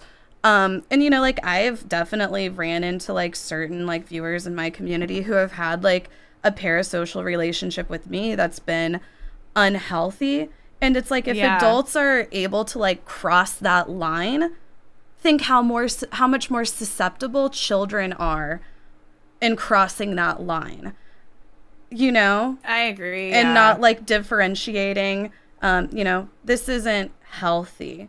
Like parts of parasocial relationships that are positive are, you know, being able, like we said, to take part in a community of people who have the same interests. That's also considered like a parasocial relationship, but that's like the more positive end of it. But, you know, kind of like bringing this all a little bit to a close, but we still have a bit more to talk about. I think that really like the story here is everything has a cause and effect. You know, like we've seen, I feel like people have been so caught up in the effect that these stands have, how tuned in they are, how obsessed they are, how they're like going to watch any and everything that their, you know, obsessions are a part of. You know, people have just been so caught up in the effect and like the money, the numbers, you know, they haven't thought about the cause behind it. Like what causes kids to obsessively follow, watch, and tweet within minutes of each other all day, every single day. And it's not healthy. You know, like the cause of it, the underlying cause of it is not healthy. And I'm not saying that all of these fans are like unhealthy or negative or anything like that. I'm just saying like I think that there's honestly like kind of a lot of darkness behind it. Like we said, like where are the parents? Like a lot of these kids probably aren't getting enough attention at home. A lot of these kids have probably been handed a fucking iPad whenever they were 6 years old and raised by fucking Markiplier. Like, that's the generation that we're dealing with, you know? I'm like, no, I'm like 2 years old. They got the iPad. Like, these kids had the iPads at 2 years old. They've had, you know, I've had a Twitter account older than these kids at this point. So they're on Twitter now, tweeting more than I have tweeted on this Twitter account. And in your lifetime? You know, in my lifetime. But, you know, they're tweeting the amount in a day. And, you know, it's concerning.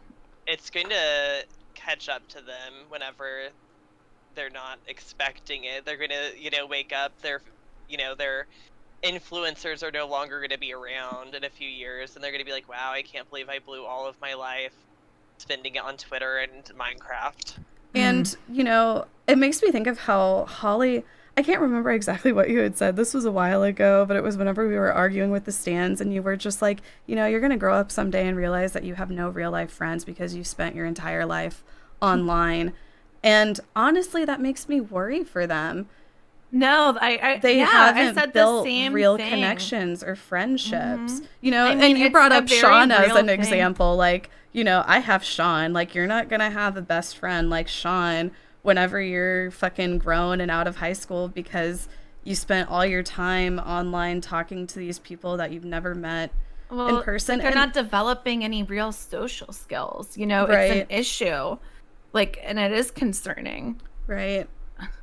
And I don't mean to downplay like the relationships that you can make with people online. I think you can make great relationships with people online, you know, and lasting relationships.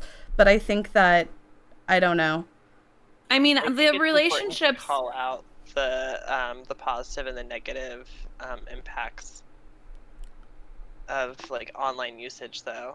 Like I have amazing like friendships with people like online and like through this community, and it's like, you know, I never would have had relationships like this with people I would encounter every day in life.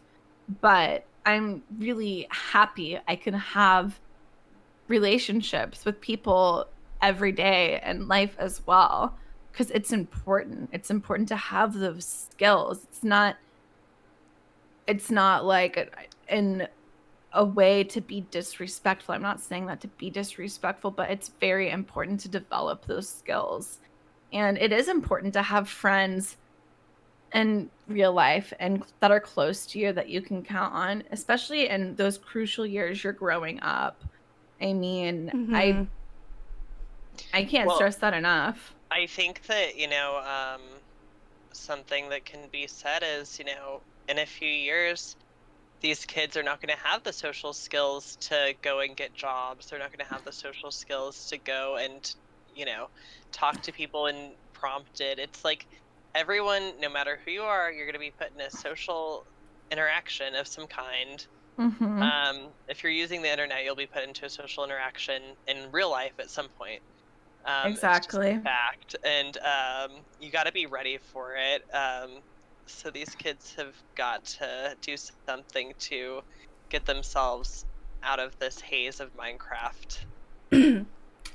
So we're kind of coming to an end. I guess, like, you know, the final topic, like after talking about all this, is just, what do you think the solution is? How can we solve this issue? Is there a way to solve it? Like, what is the solution? What's going to come of this? I feel like the solution is just, there's not going to be anything proactive with this. It's going to be, everything that is going to follow will all be reactive. I don't think we're going to see much of a solution like coming with any of these people. No, you're right. I definitely think that anything that does like come of it, it will be like a reaction to something else. It's all going to be very reactive. And that's a scary thought, you know. What is it going to take? Yeah, I do feel like that's kind of what I think my answer for the resolution would be as well, is I don't think that there will be like a resolution per se, but I think something bad will happen to where people will, you know, a small minority will be like, oh, okay, well, I guess we better stop doing that. And, you know, and that's kind of generally what happens in these like large groups that are doing things that really shouldn't be doing, you know, whether it be Trump supporters or, you know, people who, you know, QAnon members or Minecraft stands. They all, you know, kind of will have like a day of reckoning. And they'll be like, well, shit. And not all of them will have that. They'll get, you know, it's possible they can face a cancellation one day for harassment online. They need to be careful. Their employer could look into their social media at some point, you know, and they're not I don't know how they'll feel about you guys and how you act. Well, and how will they react as when Holly their pulls favorite out her content- dab rig to take a dab on stream? Oh, Holly's I was not just- working. Yeah, I'm just kidding. Oh. Legalize it. It's gonna be federally legal soon. We don't care. Address it. One of the things that I think I feel like people have been starting to hold like social media platforms like a lot more accountable with like the content and stuff that they're like letting go around, you know, like for example with like, you know, QAnon and the Trump supporters. And I'm not saying that like the Minecraft stands are like on that, you know, it's not the same. Not either. It's not the same. I'm just comparing it to like a level of like a group that will end up divided. Right. But it just makes me think that I feel like to a certain degree, like the social media platforms should almost be held more accountable, or they might start to be called out more just like for the mental health effect that they are having on children, you know, maybe age restrictions, like especially on Twitter because there's porn on Twitter. Another thing that another thing that I think is a really strong point is I almost think that YouTube should almost be under kind of more fire for the algorithm that they have created and how it allows these children to compulsively obsess over the creators. It's like, you know, you go on YouTube, you have this algorithm tell you what to watch all day. Yeah. And they're choosing for them to watch the same content all day. You know, like to just like, yeah, it's like just a loop all day. Okay, you like that? Let's feed, you know what I mean? Like, I think that the algorithm that YouTube has going on is like having a really bad mental health effect on, you know, our youth and, you know, anybody in general, I guess. I guess another thing that I have to say about it is it's almost just like, could you imagine like being a child and just like being on the internet, on YouTube, and having like an algorithm pretty much decide for you everything that you like? Because it's almost like that's kind of what it seems like. You know, it's like these kids aren't like finding their own interests, or, you know, like I feel like creativity is almost, individualism is almost being lost in that sense because everybody is just being told by an algorithm to like the same things. Well, and it's not even just that. It's like so much how advertisement has changed. With Gen Z, it's the first generation really that we've seen where it's like these organic type of ads, I guess. Yeah. It's like on their social media. It's not like it's not position, like it's not like, I don't know, it doesn't say ad. It's not like a banner on like your fucking like screen or anything anymore. It's content creators saying, hey, here's what to buy. And which does kind of create like a more, it feels more personal, like having like a content creator like, you know, me for instance, be able to like advertise something to you feels more personal than like, you know, Britney Spears to a certain degree.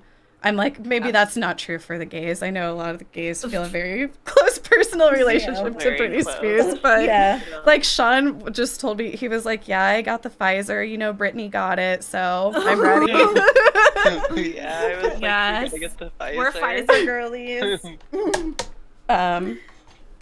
But yeah, I think this is kind of a good point to end and take some feedback from the audience. I'm going to unpause my donations and whatnot. I've had them paused.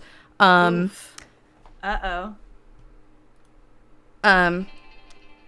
yeah, I think now's a good time for any final closing thoughts or, you know, feedback from the audience. We're interested to hear what your guys' opinion on it. What does the audience have to say? 12-year-olds, this is your time to have a voice. It's your time to shine. To speak on things you feel so deeply on. Let's go, besties. Besties, give it a go. Address it quickly. Address it, bestie. Address it. I just hate the Confront day it quickly. Like, streamer George Not Found do get canceled. I mean, I'm sure that you know, there's other people as well that from Minecraft that'll get canceled first. But you know, what will they do when their favorite Minecrafter gets canceled and no one is there to speak for them? Oh, they get very upset. Like, I feel like if anybody like questions those men, emphasis on men, because like I said, I feel like there is a lot of internalized misogyny almost, and just that they're, you know, holding women much more accountable. Yeah. But it's like they will protect them to any degree, it feels like. I mean, we saw it. Like, they were literally like making a grown 24-year-old white male millionaire out to be like some sort of a victim of us. And it was just like, okay. Like, they were saying that we made fun of his stutter. It was like they were like, we need to find something. We need to find something. We need to find something to make him the victim. It's like very strange. To me, I didn't hear him stutter once. Like, I didn't know that at all. I had no idea. I think that we all stutter. Yeah. I trip over my words a lot. I'd rather talk about my stuttering first. Legit, your whole chat did make fun of his stutter, but pop off. Saying I dash is a meme in the gay community. Like, I don't know why you guys are like somebody the screenshots of like the one person saying I dash, which is apparently making it's like you guys are reaching so far to victimize. It's actually just insane, which, you know, like we said earlier, is once again just you guys playing Oppression Olympics. It's really strange. Like, there are actually oppressed people. Stop trying to victimize a fucking 24-year-old rich white straight male. It's honestly, he can pay to have his stutter fixed. I don't give a fuck. Like, he's not a 5-year-old with a stutter. He's an adult. Right. Yeah. Well, and then I mean, just having, you know, like having a sibling who's been diagnosed as being autistic, having people compare ADHD to like actually, you know, to that and saying, oh, that's ableist. You're making fun of a neurodivergent person. I'm sorry, but I have ADHD and I have never been victimized by my fucking ADHD. Like, please. Right. Please. Absolutely. Please. Oh my God. There's absolutely similarities between people who have ADHD and people who have autism. Like, that is a proven thing, but there is nowhere near the stigma. Oh, yeah. Like, just to act like that carries the same weight is so fucked up, honestly. It really, once again, which is something they continuously do, is they just kind of like undermine other people's issues so they can further project or further further go with their narrative, whatever it takes to them. Further their own agenda. And that's how I'm just like, that's how these people, that's how they're not so different from these old toxic viewers that were on Twitch. Right, Nana Soup, I agree. Like, it's just, you know, like, I have never been made fun of for my ADHD in a way that has like hurt me. You know, I've never been discriminated against because of my ADHD. Like, exactly. Like, somebody said, yeah, it's almost romanticized. Right. People talk all the time about their ADHD in a very, you know, joking sort of way. You know, most people, like, you can go in and be diagnosed with ADHD real easy. Just be like, oh, I have a hard time finishing the dishes. They're like, oh, really? Okay, you have ADHD. It's like that fucking easy. All the self-diagnosing too. Somebody said, how much do you think content creators have the responsibility on the actions of their fans? I mean, I think that fans are definitely like I mean, like, I think whenever an extension of their content creator, I think it, especially when it's like they're harassing somebody on behalf of the person that they're fanning over. Like, it's like then definitely, because it's like they feel like they need to harass somebody else on your behalf. So it is kind of your responsibility to tell them to stop or somehow control that behavior, whether it be like moderating your chat or moderating like your Reddit or your Discord, you know, just like bringing the behavior to an end. When, right, you know, like, yeah, like I would say to that extent. I mean, I think there's like, it's like, I mean, this is really a topic I think that we could probably go on all night with, but I guess to like wrap things up here, I mean, we're not saying that any of these people are bad, and we're not saying any of these content creators are bad people, you know, just to further, just one more time to reiterate. No, I truly don't think that any of them are bad people. I think that one of them particularly, their question. You guys will know who I'm talking about whenever I say this. I don't even have to say their name, but one of them particularly, I don't think they're a bad person, but they're extremely egotistical. And you already know who I'm talking about. I'm unsure. It could be, there's so many that come to mind. Address it. But I mean, I think I don't think that we're gonna see a solution really until something bad happens, and I think there will be a reaction to it, and I'm scared to know what it's going to be that's going to cause that reaction. I feel this could be another cautionary tale of how, you know, the writing was on the wall kind of thing. Right. The writing is on the wall.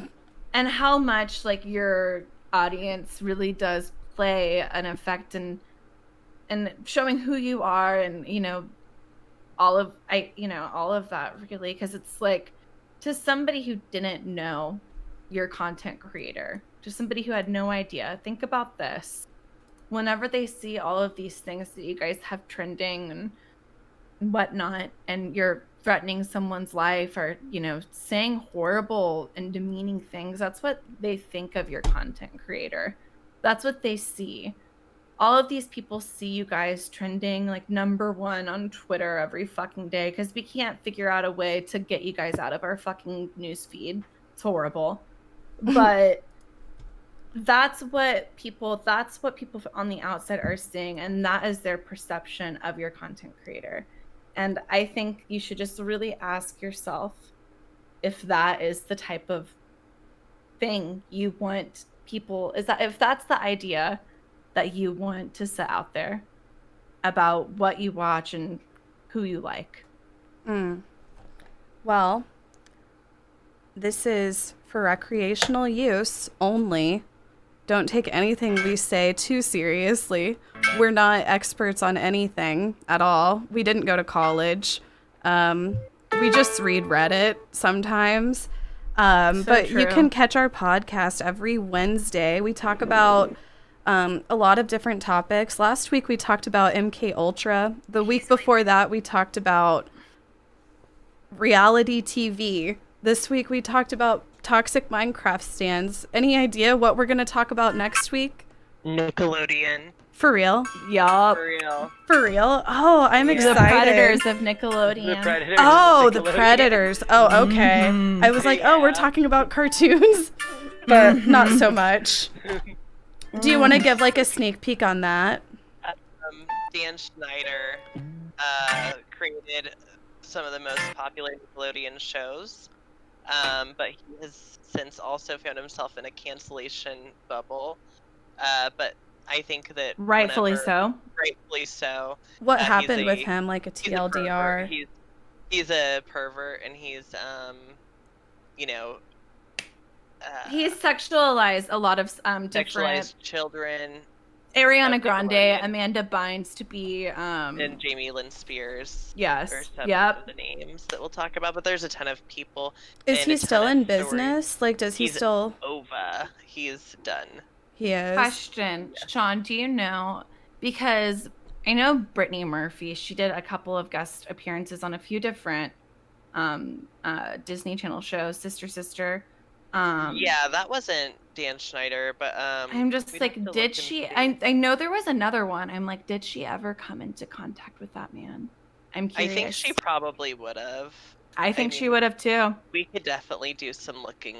What? I mean, some filmography. I'm like, honestly, I don't know much about the topic. I know you guys have talked about it a little bit before. What did he do, or what has he been found like guilty of? Like, how far does it go? Oh God. So it's really, I mean, this is all stuff that we'll get into more, but it's more so about what he's done in the public eye, the things that he's showed and the things that he's directed. And really, it's very, very concerning behavior. It's all stuff on...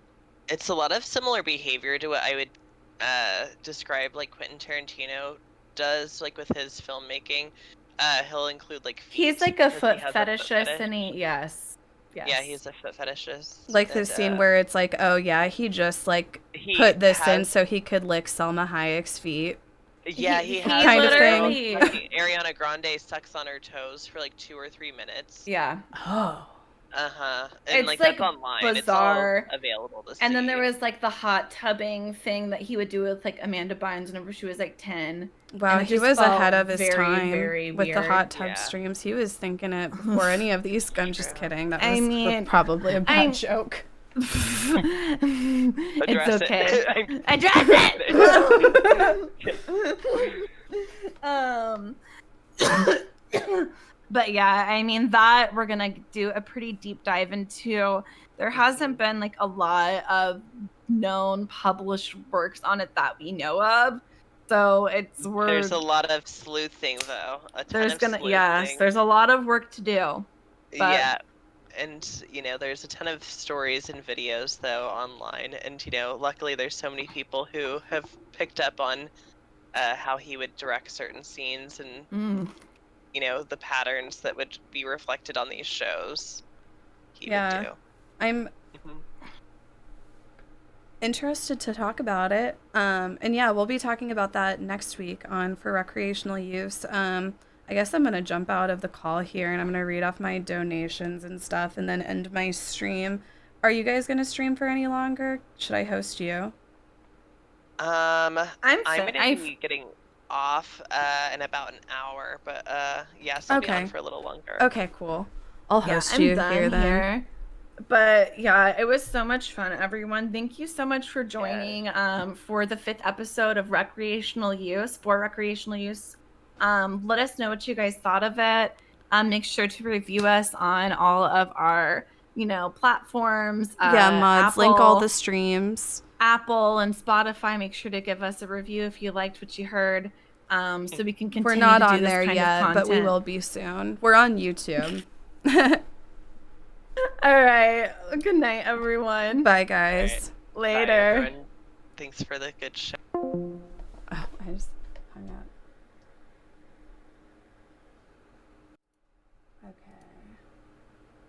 Thank you for subscribing for 9 months. I really appreciate that, subscriber.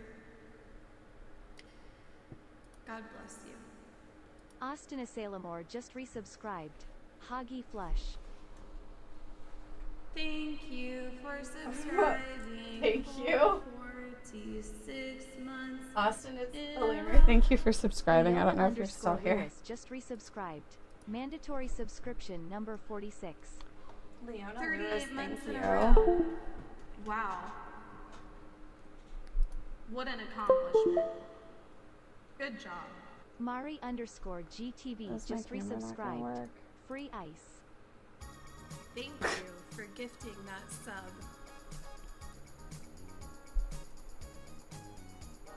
Oh, there we go. Devin underscore MZ gifted. Leona Lewis, thank you. Mary GTV, thank you. Devin, thank you for the gifted sub. I appreciate it. Welcome, BK Messiah. 55 gift subs in the channel. Thank you for subscribing for 2 months in a row. Munch underscore 020 just resubscribed. Keep speaking the truth, Queen. Oh my gosh, I will, believe me. Like, it's almost like I won't shut up about it. I feel like sometimes I'll just talk about things that are like almost like not great for me to talk about as like, you know, trying to grow my platform, but I'm like, I don't fucking care at this point. I haven't sold out that much yet. Why would I do that now? Cork_charm just resubscribed. Cork Charm, thank you. Thank you for gifting that sub. J-Off, thank you for the raid again too, if there's any J-Off viewers here still. Anonymous gifted. Oh, and thank you for the gifted sub. Gifted a tier Welcome, Granny. Oh my god, I love Granny. Granny. Nick Dominates, thank you for the 14 months. Go and get. Nick Dominates just resubscribed. I I agree. never stutter, I am perfect. I agree. We say what we say and we Thank mean you it. so much for subscribing for 55 months. Oh shit, Country Girl, thank you. How are you? Thank you for resubbing. I hope you're doing Country good. Girl XX just Thank you. resubscribed. Hey Kaceytron, love and miss you.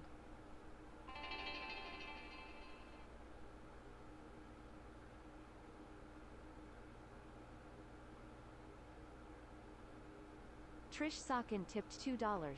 If I watch Is this this show some and you're sort of fucking meme? fake after we've had these conversations, I will go on YouTube and I will fucking talk about you so much. Yes, that's a Every chatterbait sound boyfriend I've ever effect. had I've had has it to for have their years. Instagram shut down for hate comments. What is this? Oh, that's Trisha. Oh yeah, she did say that. So thank you guys all so much for watching. I'm really excited for my stream tomorrow. I do a lot of different variety streams. This is like my podcast that I do every Wednesday. Every Friday, I do variety streams with E-Girl Rejects, me and Cutie Cinderella and Justin Minks, like, get together and, like, we play games. Sometimes we talk, sometimes we cook. We just do different shit. Tomorrow, though, I'm going to be going mushroom hunting. I'm going to be doing an IRL stream and hopefully finding some mushrooms. Morels, to be specific. They're edible, and they're not fucking psychedelic mushrooms. But I'm hoping to find some, and then we're going to come back home and fry them and do a mushroom cooking stream. So tune in tomorrow. Be sure to follow. I should be live, you know, a little bit earlier because obviously I want to start during the day, but I should be live around, I'm hoping by 2 p.m. Central Standard Time, maybe even noon, but yeah. So I will see you all then. I'm going to raid Sean.